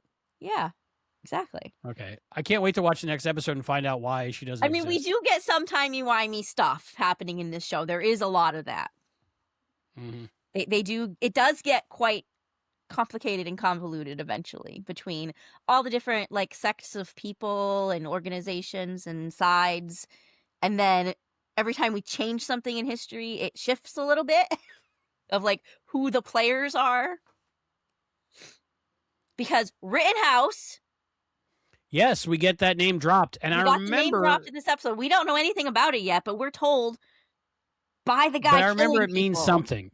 All I remember is Armin Shimmerman. I remember Armin Shimmerman has something to do with something about Rittenhouse. It's the bad guy telling us Rittenhouse is the bad guy. So right. That's one thing that stood out in the episode for me is when they say he killed his wife and kids. For me, and I think watching it originally, I still thought back then, I was like, dude's not going to kill his wife and kids and then go back in time. Probably his wife and kids got killed, and that's why he's going back in time. So that's the thought I had watching it. It's complicated, right? Because we don't really know what anybody's objectives are here. other than to change. Especially when his he's objective trying is to to save change people. history, and he's like killing people. He's saving other people. He's making changes. And my question, which I think this will get explained, but I want to keep this in the back of my head as we go, is because he says to Lucy, ask them why they picked you. And I know what that means. But then also, like, why did they pick Wyatt? Same thing. There's something else going on with both these characters. Who actually picked them for this mission? That's what I'm trying to wrap my head around. Is how did they become the two people? Because there are things about both of their lives that they don't know yet. That we don't know yet watching at this point. But I remember both of these things. And I know it all, like, has meaning. But I don't remember all of the, like, twists and turns of how it all fits together, big picture, like. That's the exciting part when you have 10 years between a rewatch. But I remember Rittenhouse. And I have a confession to make. Yes. I am Rittenhouse. That is crazy. I am Rittenhouse. And if you don't remember. You're related to Armin Shimmerman? I am related to the real life David Rittenhouse. So that was based on a real person? It is. We're going to learn more about him in the Benedict Arnold episode, which I want to say is the season 1 finale. Now I want Eggs Benedict. He's based on a real person, David Rittenhouse. He's my second cousin, 8 times removed. I don't know what that means. It means I'm Rittenhouse. That's what it means. So I got to be nice to you, is what you're saying. You might unalive my family. I wanted to say something, but it was spoilery, and I don't think you remember that. Yeah, so don't say it yet, because there might be people that are watching for the first time that are watching along. I mean, with we're us. spitting out some spoilers, of course, but I don't want to say things that might be kind of a big reveal. Any spoiler I spout is just mostly conjecture because I don't remember. But I am Rittenhouse. Yeah. Wow. That was super cool, by the way. I learned that while I was watching this show because I'm the family Susie genealogist. Rittenhouse. I'm the family genealogist. I'm the one doing Ancestry.com and you know, learning all of this stuff. Mm-hmm. And I had remembered that there were Rittenhouses on my tree when this show's talking about Rittenhouse. And like, especially when we like meet David Rittenhouse. And I was like, is that a real person? And I had to look it up. And then I was like, I remember the name Rittenhouse is on my tree. So I went and looked, and literally David Rittenhouse is on my tree. That's crazy. And I was like, so excited. Because again, I'm digging the fandom and I'm typing like you guys, I'm Rittenhouse. And I've been to Rittenhouse Town. I think that's what it's called. It's in Rittenhouse Townville. Rittenhouse Town is in Philadelphia. It's where David Rittenhouse was born. His family owned the first paper mill in colonial North America. There's a lot of money in paper. And there's a lot that's where all that happened. Paper and money. And he was a clockmaker, which he is in the show, Clocks. We'll talk about him, you know, if we get to that. Yeah, episode. we'll get there. But we'll get there if you subscribe to our Patreon. We'll know you're in the mood for more of this timeless rewatch. So you are Rittenhouse. I'm Rittenhouse. Here's someone you were asking about during our. I'm a little scared of you now. I'm a little scared of you now. Agent Kondo. He was the Homeland Security guy that brings Lucy in. He looked familiar. He looked like he was from Fringe or he's played X-Files by or something. Hiro Kanagawa. This is probably where you recognize him. He was in 4 episodes of Star Trek Discovery. That'll do it. He was also in Caprica and Heroes Reborn. I loved Caprica. I never watched Heroes Reborn. I did watch Heroes though. So yeah, he just had that general presence. Faces, though I think he's been. He in had a lot, that general presence of authority. Like you know, you're going to cast a cop, you cast this guy. Mm-hmm. Yeah, I like that. I like him. Very cool. Alias is used in this episode. Lucy took on Nurse Jackie. That's an Australian show, right? Or is this an American show? I'm not sure. Wyatt was Dr. Dre. He looked like Dr. Dre. And they were from General Hospital. Because of the Spanish flu. Because of the Spanish flu. And Wyatt also called himself Buck Rogers at one point. That was funny. Rufus didn't get any alias this episode. Not yet for him. Speaking of that, I like that moment because it showed kind of what it was like back then. Like Lucy was thinking about giving him an alias, but she thought better of it because of the time and circumstance. And she thought they wouldn't do that then because they wouldn't even acknowledge his existence because Right. He wasn't considered a person back then, He's which just, is totally messed up, he's but just historically help. accurate. Yeah. That's one thing I love about this series, too. It doesn't whitewash history. No, it's telling the truth. It's saying stuff was not good. I think my generation is the luckiest generation, learning about history and recent history, reading along with Rennie on her history books. So much messed up stuff basically was over by the time I was born. And now it's coming back into fashion to be fascist and racist and kill and hate people for no reason other than boredom, I guess. So like I had a very unique blip in history that was just kind of cool. Yeah. Yeah. And then as a group, of course, they call themselves the Anarchist Black Cross, which is who in the new history gets credited with blowing up the Hindenburg. Anarchist was a political party, but I don't know about the Black Cross thing.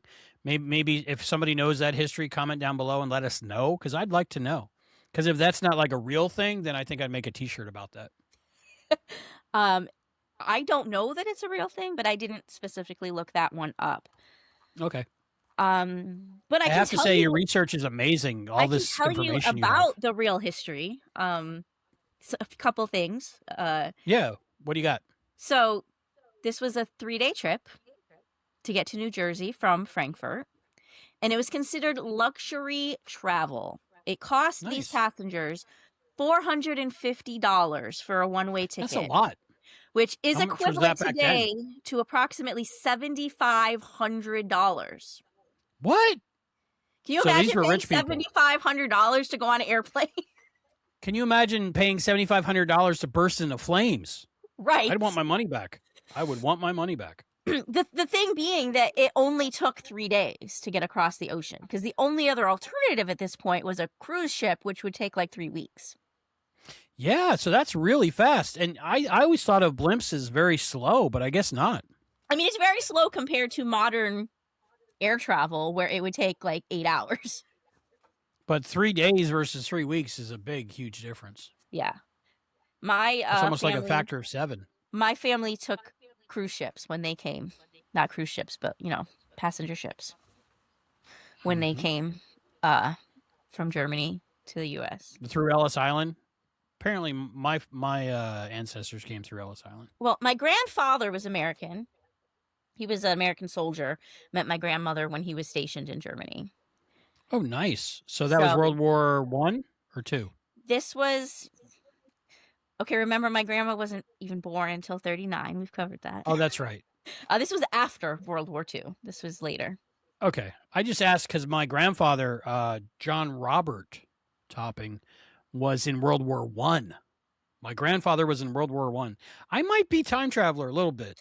I'm not no Rittenhouse like you, but, I'm from a generation that should be dead already, I think. Because just all my lineage just waited so long to have kids that I should be alive in the 20s right now with pearls, and a short haircut. Okay, so as far as the actual disaster itself, there's many theories on what caused it, but there is actually no definitive proof for any of them. We don't know why the Hindenburg blew up. Lots of theories, none of them have been proven. For the context of this episode, they picked one, right? They picked the static spark theory. That's what static they showed spark in the original... and like a little bit of a rip in the hydrogen. Yeah, that's what they showed in the original history, and when Lucy explained the history as she knows it, that's what she went with. So in her reality, it's a known fact that that's what caused it. But in our reality, in real history, we don't know. Lots of ideas. The first time they show it blow up, I don't think they show the insert shot of the rip and the leaking gas. They did. Did they? Okay, I might have missed it. But they showed it on the second time, I know. They did. I mean, you played it like 12 times for me earlier. I saw Yeah, that's true. when we were setting up. So there were 36 passengers on that trip. 36? There were 36 passengers and 61 crew. So there were 97 souls on board coming from Frankfurt. And they all died now, right? Well, 13 passengers, 22 crew, and 1 grounds crew died. So a total of 36 deaths. I doubt any of them are still alive. Those kids are. Oh, wow. The weren't, no. The donors. The donors. Those 2 little boys are still alive from what I understand. Or at least they were in recent history when something I was reading was written. I'm not sure exactly what year that was, but it's been 84 years. So they either are alive or were alive recently when that's like the last survivor of the Titanic, like it was a floating baby or something that they dipped out of the water, and she just recently died not too long ago. Yeah. 16? Okay, so yeah, there were 97 people on board, 36 people died. So a lot of people got out. They didn't all die. Yeah. So it wasn't, as bad as it could have been. Yeah, I would throw my daughter through that plate glass window. Yeah, if it had happened like when they were over the ocean, they'd all died, right? Yeah, but I would think so, yeah. It happened when they were in the middle of landing. So some of them got out. A lot of them got out. Thankfully, they didn't all die. Yeah. This trip, the trip that the disaster happened on, coming from Frankfurt to New Jersey, it only had half the passengers the ship could hold, but it was fully booked for the return flight. So the one that, Flynn was trying to kill everybody, it was fully booked for that flight. Right. So a lot more people would have died. Do we know? Did we find out eventually that that's what he was trying to do? I don't feel like we circle back to that. So Lucy's idea was because Rockefeller, Bradley, and Sikorsky were on that trip. Now, it is true that most of the passengers that were on that fully booked flight were going to Europe to get to the King's coronation. But I couldn't find any evidence suggesting that Rockefeller, Bradley, or Sikorsky were among the passengers that were supposed to be there that There's day. No real list somewhere of the passengers that were going to but didn't. Okay. Right. I couldn't find anything suggesting that. So either that's like a really deep cut in history, or they, made that part up for the story. Interesting to talk to. Did they have a historian? They probably had a historian on staff for the TV show, right? They must have. That might be Again, somebody to talk if you look at the casting and how closely some of these people look, next time for episode 2, because I've already prepped that. The future. So many historical figures in that episode. That's going to be a long one for us to talk about, because I'm going to watch that later tonight. So many historical people, and they all look just like them. They did I'm blown away by the casting. I feel like we need to look up who the casting was, who did that, to shout them out next time, because casting director and historian. It's crazy. We'll have to look up super crazy of that they. Some of them, you have to, like Abe Lincoln, you have to pick somebody that looks like them because people know what it looks like. But when it's people that nobody knows what they look like nobody knows, unless you're really, really into history, you don't know who this family is, the donors, you don't know what they look like. But look at this picture. They look just like them. They look just like them. They went. I love history. I used to watch the History Channel when it had history on it. Don't make me I want laugh. to say I watched an In Search Of about the Hindenburg or something like that, and maybe a Nova. So we'll talk about that and a lot more after this break. It'll be me, Albie, and Susie Rittenhouse coming back for the final segment of this episode, where we're going to give our final thoughts and ratings and looking ahead to the next episode, what it's going to be about. Stay with us. We'll be right back. All right.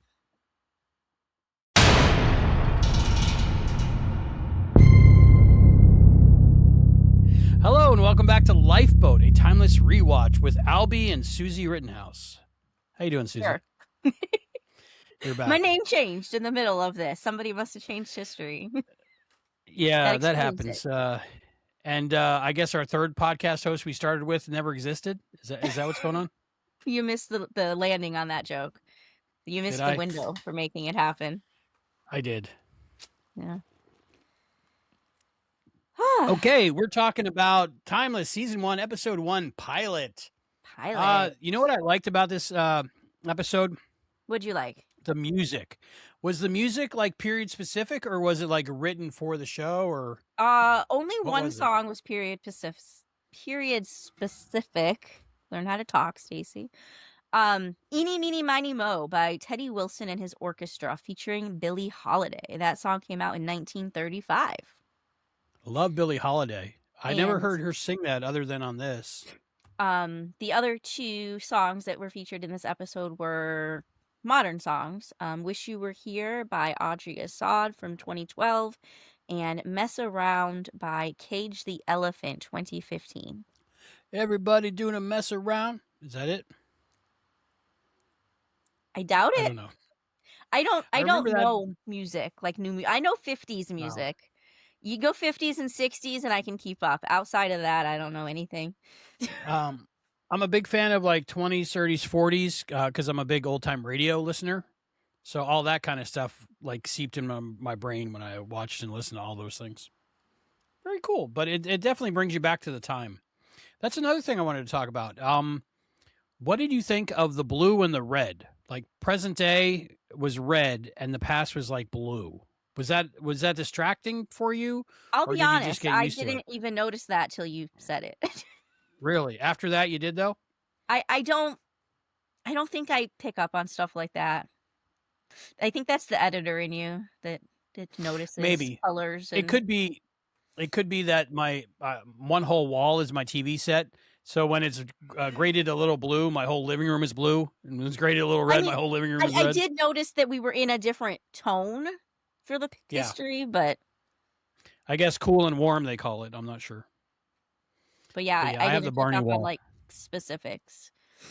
And I feel like, I guess that's something to watch for, is does that change in different decades? Yeah, so something we'll watch for. Because I was I thinking, feel like it does a little bit. for me, just growing up in the 80s, I know when you left a roll of film in a drawer too long and it didn't get developed, when they were developed, it would come out all red looking. So you would think the past would be red. I don't know. Okay. I don't know. But I wasn't alive back in 37, so I don't know if everything was blue or not. I don't think colors literally were different in different time periods, other than Probably what not. colors were popular. But that's always how we do it, right? Like in media, we associate like different colors and different like different, not different colors, but different quality of color, different saturation of color. Yeah. Like if they go back really far, I would think sepia. Right. I feel like it's more related to like media that came out from those times, photos that existed from those times is what we link them with. But in real life, like color wasn't less vibrant in the past. It was probably about the same, right? Right. Just a lot more clouds of cigarette smoke. Yes, absolutely. From what I understand, the doctor who delivered me was smoking a cigarette at the time. That's how old I am. That I'm sure happened a lot. Yeah. So what parts do we got left? I know we want to talk about our favorite parts, right? Well, but before there's that, do one we want to thing- talk? One thing I want to talk about. You Ooh, mentioned you got something? Hey, you're Rittenhouse. I'm not going to stop you. You mentioned something that bumped you. Yes. I have a bump in this episode. What was your bump? So one thing that just felt really unrealistic to me. I get behind the time travel. I can get behind the history. I can get behind all that. I could absolutely suspend my disbelief for the blimp and all of this and pretend it's real. I'm going to tell you the one thing that bumped me, and you're not going to like this. Is it the Snickers bars? No, it is the fact that Lucy had to take her whole freaking shirt off to get her bra off. That made no sense. Everybody knows the Houdini thing, right? There is zero chance that she would have stopped, unbuttoned her shirt, and taken the shirt off to get her bra off. Especially because they were in a hurry. It's like Unless she was trying to hit on Wyatt a little bit. Now, I get it. It's the first episode. You get it? Okay, talk me through this slowly, please. It's the first episode. They wanted Abigail Spencer to take her shirt off, right? I get it. Heck yeah. But I could tell the episode was written by men. And not because they have her take her shirt off. Again, I get that. But the fact that she's going to stop, unbutton her 12 buttons on her button-down shirt, take the whole shirt Talk off. about it slower. Talk about take it it slower. off both of her. She takes the whole shirt off. Then she takes Yes, her she bra. does. And then she just stands there like, waiting for him to do what he needs to do. And then she gets dressed. There is zero realities where that's how that would have played out. One thing that could have happened is she just reached in and pulled out the underwire. Another thing is she could have done the Houdini She bra couldn't do removal. that. She couldn't have just removed the Could- underwire. That's also Depending kind of on how many funky. times it'd been through the laundry. Because I know No. I've stuck some of those underwires back in. No, it's not coming out when you want it to come out. It'll come out when you don't want it to come out, but it is not coming out on command. That's not a Tell thing. me about it. Tell me about it. I'm getting up there. So that part also, the fact that he was able to just like rip it out with his teeth in like 1 second, that was a little. But He's military. I know I can unbutton, sure. unhook a bra in 1 second. I'm pretty good at that. But there's no reality where this is how she would have done this when he said take off your bra. No, she's not taking her whole There's shirt off. one, and we saw it, and I approve. Now, what would have been more realistic if this wasn't written by a man who doesn't understand women's undergarments? Yeah. It's She a would have complete just mystery. taken. She would have just taken the bra off. She did not have to unbutton anything. She would not have unbuttoned anything. There's zero reason for her to do that. One, she's trying to save time. Two, she's in a room with some dude she just met and isn't really a fan of yet.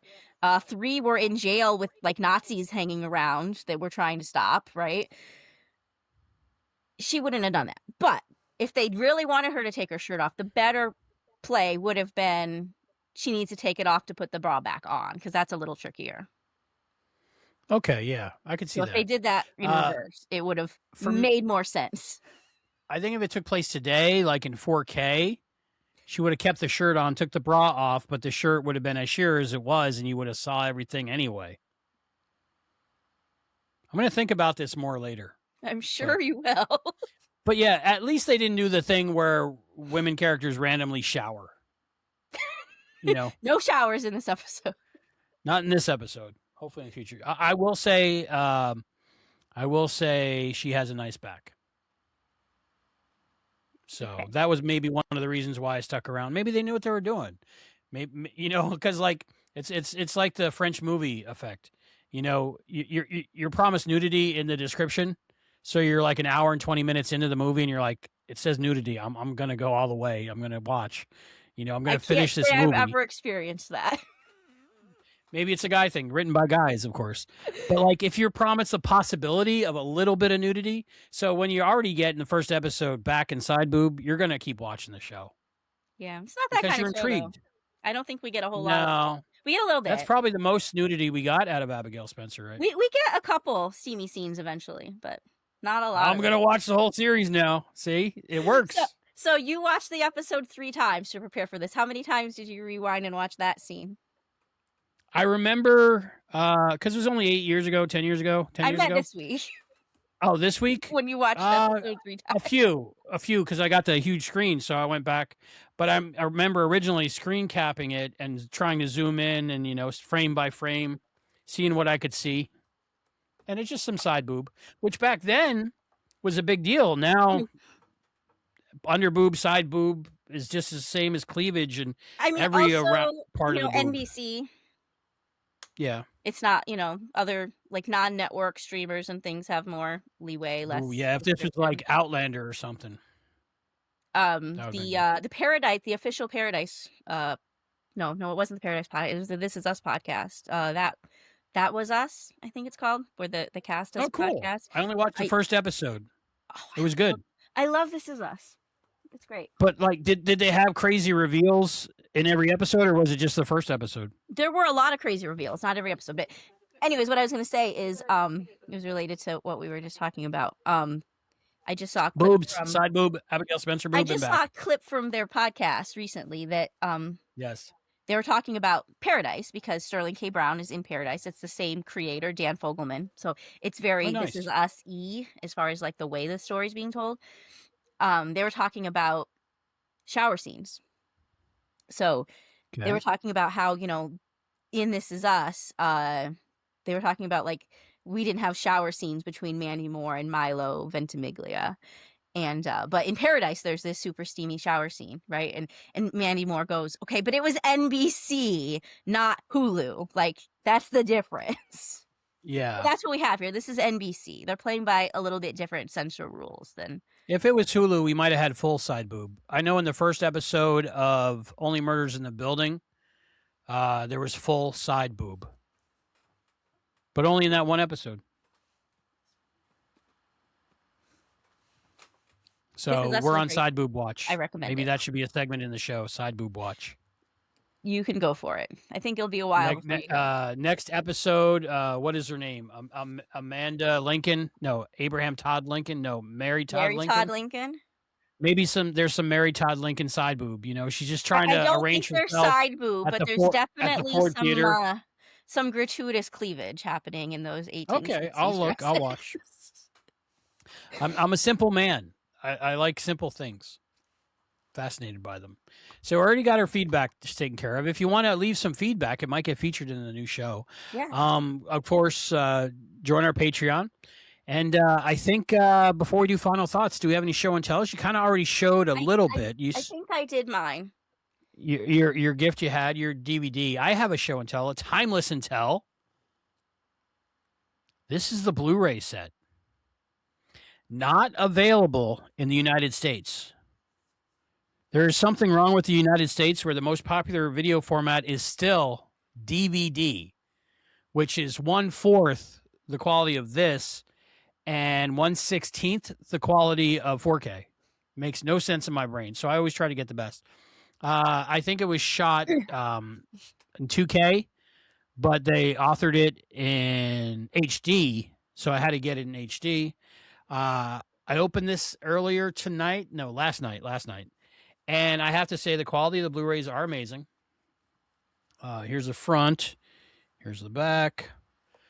I only opened season 1 so far. Now, these cost me way too much because they're only available in Australia. And the sale price was $100, I think, maybe $120. But then there was like $40 shipping because it's from Australia. So this is probably the most expensive Blu-ray set I've ever bought, but that's how much I love the show. Wow. So this is season 1. And it's done pretty nicely. And luckily it's region free. So it plays in my player. I thought I was going to have to hack a Blu-ray player, but luckily I didn't have to. It just played. And that has Christmas on it, right? Yes, on the season 2. It's included in the whole set. Is it included in your set? No, I have just I feel like they released a complete series DVD set that has it, but I have just season 1 and season 2, which was released before that was made. So I don't have Christmas. Oh, sad face. Everybody should have Christmas. But anybody who's trying to watch this show, obviously get a hold of how do they watch it unless they have a friend of in if Australia? You can, because that's best. But currently, as of when we're filming this, you can watch the show through Amazon Prime, the CW, and Tubi. And two of those are free. Doesn't Tubi suck? I think they have commercials. It's free. Can you pay for it without commercials? Free. Tubi's free. And CW is free. So those are both free options if, you're trying to be cost effective, or Amazon Prime if you want to go the commercial free route. Right. Well, Amazon is kind of owned by bad people, right? Well, I mean, everything what do you do? I guess any business is owned by bad people. You don't get to be a billionaire without being a bad person, right? I'm not allowed to knock Amazon because they also own MGM Plus and my favorite shows on that network. So are you going to be watching the new Stargate on it? I might. Have you seen the original Stargate? I've seen the original Stargate. I'm not a huge fan of the franchise. I was a big fan of SGU. SGU is amazing. Aside from that, though, it was, just okay for me. I never really got deep into it other than SGU. For some reason, I clung to that one. Smells a little like Vegemite. Vegemite and koala. So let us know how you watch and how you have Timeless. That's my Timeless and Tell. Yay! We did a thing. My plan is to bring some historical stuff, but I didn't have anything related to the Hindenburg. So I'm sure you will. Maybe I know you next have something. time. You have pictures of Mary Todd Lincoln's cleavage, right? I don't think those words were ever said before. They might have been, but You know, if Lincoln was president today, yeah, Mary Todd would have been in all the penthouses and stuff. Anyway, let's talk about like overall thoughts of the episode and your favorite parts. What was your favorite part of this episode? A few things come to mind. I really like the opening scene. Like, they're starting by showing us the original history. I like that concept to, like, let's show you what we're telling you really happened before we change it. I like that. And it was just very cinematic. It was very beautiful. It gave me the shivers. Cinema, like pure cinema. Watching that scene. I loved that scene. I also really liked Rufus's lines in this, like the whole thing about like there is no place in history that is exactly great for a black man. Like that's an 100%. iconic line from the whole series. Like this is gonna be a problem moving forward, I'm sure. Right, because he's right. Like there's literally nowhere he can go where that's gonna be great. There's gonna be a lot of places where that's. They said the back of the bus. Yeah. And then also like so recent too. With that is his whole, speech that he gave in the jail. Just kind of clapping back to that cop who just thinks he's crazy, right? Because he's just spewing names that mean nothing, saying random words. But it was him being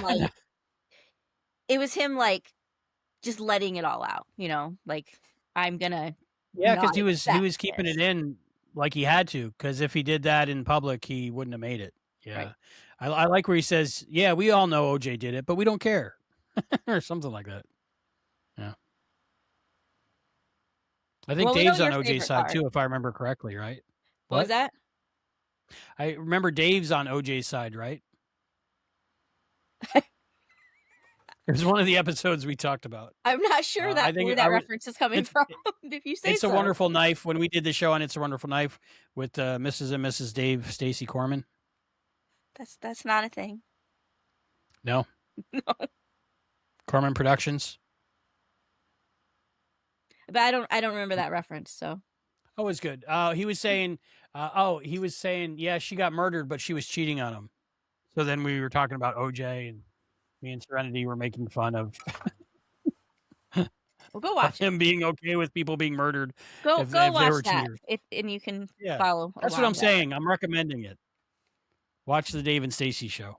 Corman Productions Deep Dive TV podcast. Yeah, that was a great part. So that was a good part. The whole jail thing was a good part. You saw a little bit of range from Rufus. What's the actor's name? I'll learn it again, but Malcolm Barrett. I don't know right now. Yes, so good, so good. Oh yeah, I'll remember that because Mama Barrett. Yeah. Very good. My favorite part, probably there's two. One obvious. When you've said Abigail Spencer took her shirt off. And well, actually three, because there was a shot before that where you kind of see in the side of her shirt. I love the side in like looking through the side of shirts.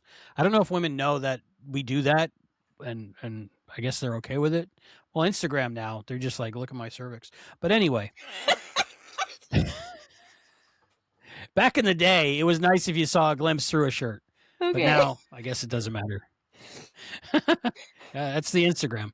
But that my actual favorite part of the show was the first time we realized that the timeline has been changed, and that whole Hitchcock zoom, and of course they did it in post because it's all special effects, but the zoom in and zoom out at the same time, I forget what that's called, like a Hitchcock dolly zoom.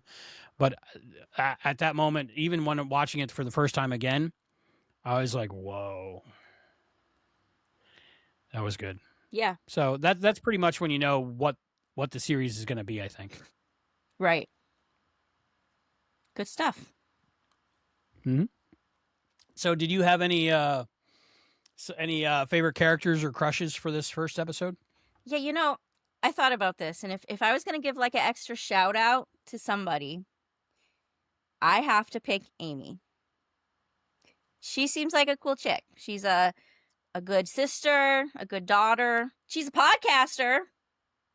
Yes, I love that. That's about all we know about Amy. That. She's a podcaster, and Lucy makes fun of her like, what is your podcast supposed to support us if I'm not teaching? It's not going to. No. My podcast can support no one. But you can change that. You have the power. Go to Patreon and do it. And sign up. Get your name in the credits. Send the money because Send the money now. It's my only job. Well, that and editing podcasts for people. So and do that too. Do you have a podcast? Tell us. Yeah, reductivearts.com, or just email me, find me, and let me know. Simple, easy pricing, and I'll take care of it for you. Yeah, hire him. That's how I actually make my little character shout out has to be for Amy, just because she seems pretty cool. And you decided the shout out was going to be for this episode and not future episodes? Because, you know, this was the place to do it. Yeah. Yeah. I think that was one of the things I thought was left hanging, that they really could have told a good story trying to get her back. I don't know if they do or not, but I don't remember seeing her again as a main character. So that'll be interesting to watch. Yeah. My crush, favorite person, man crush has got to be on Rufus. I love the whole Rufus character, the whole series, because that's kind of like my entry point. I see myself as Rufus because I'm not like the military guy and I'm not the beautiful woman. I'm the guy who like knows stuff about technology and is kind of funny in certain moments. So I love Rufus, but of course probably my forever crush is going to be Abigail Spencer. She's just drop dead gorgeous. I mean, I would buy posters of her if I found them in the store. Somebody send me a poster. Thank you. Maybe black and white, something Audrey Hepburn looking, but Abigail Spencer. So we're gonna final thoughts and ratings? Is it that time already, Stacie? Already, it's like. Do you have anything else to talk about this episode before final thoughts and ratings? I think we got most of it. Yeah. Okay, and I'm sure we'll forget something, but we can talk about it next week. Yeah. Next time, let's say. Next time. Yes, next time on Timeless. You know, it's funny. I always say next week when doing podcasts because the episodes were weekly, but that doesn't mean we're actually talking about it the next week. But I always say and it doesn't mean people are listening or watching it on a weekly basis. They might come through and binge it. So next time. That's why I try to say next time. Yeah. So, favorite part, really, though, if I had to say, was the whole episode. The whole episode is amazing. Grabs you. The episode, I'm going to give it a rating. My final thoughts on it was amazing pilot. One of the best pilots I've ever seen on a television show. Usually pilots are shaky, but I think this show knew exactly what it was and what it was doing. And it really had a lot more hooks that brought me back to the show the next time than any show I'd ever seen. And even though there was a lot of exposition, it was done in a way that I enjoyed. So it wasn't like getting through the exposition. It was like listening and going, okay, I'm in. I like this. I want more. Okay. And the casting, like you mentioned, amazing. I think everybody is spot on. I can't wait to watch more episodes. And we're going on a 10 scale. Now, I know this doesn't leave me much room, but I really can't say anything bad about this episode, and it makes me hyper and excited. So I'm going to go out with the first episode and give it a 10. Wow. I'm going to give it 10 underwires. How would I know that's what you were going to pick? From Lucy's Bra. If anybody knows where I can find Lucy's Bra on eBay or something, or on a prop house, for you. Hello. I knew that's what you were going to pick. I just knew it. I can't help it. There's something about boobs that makes me happy. I also, however, do have a hairpin. Oh, okay, just in case. Never time travel without a hairpin. That's what we learned. You need a hairpin. I taught Rennie how to pick locks with a hairpin, a bobby pin. Well, there you go. I was going to ask you, do you know how to pick a lock? Yes, I do, and I taught Rennie. She's go. subscribed to the lock picking lawyer, and she can pick a standard door lock, and she could pick a key lock, and she can pick a combination lock. I taught her how to pick a combination lock by hand. These sound like some important life skills. Yeah, I mean, they're not great locks, or the locker locks, bicycle chain locks, but both of us within a minute can unlock any one without any combination. With a hairpin? No, just by hand. Oh, but you said you've used a hairpin to pick a lock. Oh, to open normal locks, Well, my dog's like bedroom door locks, stuff like that, pantry door locks, things that don't require the jagged key. Have you ever picked a lock with an underwire? That I have not yet, but I'm willing to. So please send me an underwire. and I'll get practicing. Okay. You got to practice. Okay, so You that's never- my final you thoughts and never ratings. know. Loved it, loved it, loved it. 10 underwires. You never know when you need to break out of jail in 1937 with an underwire. I mean, All I know is obviously underwires this kind of happens bite a in. lot. They kind of poke into my skin, so I don't like them when my bra is too tight. That's why I stopped wearing bras. I'm like, let them live. You know, let them out, let them get some air.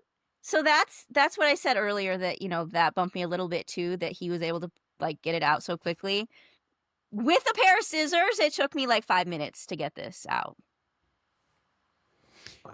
I've lived with a lot of women, and I notice women don't like to wash their bras, probably because they fall apart and the underwires come out. But, you know, since I'm the one that usually does the laundry, I always wash the bras, and then I get yelled at because the underwires start poking out. So. Yeah, I mean, they do come out eventually, like that happens, but it's not going to just, you know, come out when you want it to, unless it's already like broken. And by that time, you're not wearing it because it hurts. So if I was writing that scene, I would still have Wyatt take the underwire out with his teeth, but she wouldn't have taken it off because that's just too gratuitous for me. Well, that sounds like a season 2 storyline, maybe. Okay, so I'm intrigued. I think I'm going to finish watching the show again. All right, so what's your favorite part of the episode, and what's your final rating? We already did favorite part. What? Sorry. Okay, what's your final thoughts and final rating for this episode? There we go. If I were to compare it to like all the other episodes, which is hard because I haven't like watched them all recently, but I don't feel like this is one of my favorites among the 27, 28 episodes. You know, the characters aren't really developed yet. They're still strangers. We don't really have that time team chemistry that we're going to quickly build between them, right? They very quickly become this very tight-knit group of this trio, as well as the supporting cast. We're going to get so much more from them. So I feel like it's a little lacking, but that's because it's a pilot. There's no way around that. If I think of it as a pilot and I compare it to other pilots, they did a really great job. As a pilot, I think it's phenomenal. I'm going to rate it a 9. And the reason I'm taking a point off is because they named it Pilot. And they didn't give us a proper episode name. I would have been cool with it if they tied it in better. What? I just thought of it. Okay. Who's the pilot of the lifeboat? Rufus. But so it's about Rufus. If it focused on him, that would have been smart. It would have made more sense. If it focused on Anthony, who we only got a blip of in this episode, it would have then been, you know, I still don't know the word I'm looking for. It would have made sense. That title. But they don't do that. They don't play with it. They don't make it make sense. It feels lazy to me. So that's why it loses a point, is because it's just called Pilot. Yeah, you spend all that time, money, you know, pre-production, production, post-production, and you can't name the thing? Right. So for that reason, I took off a point. I'm going to say 9 Snickers bars. Okay. I love Snickers bars, but of course I'm type 1, so I can't have them. But back before I was type 1, I probably had one a week. Wow. Love them.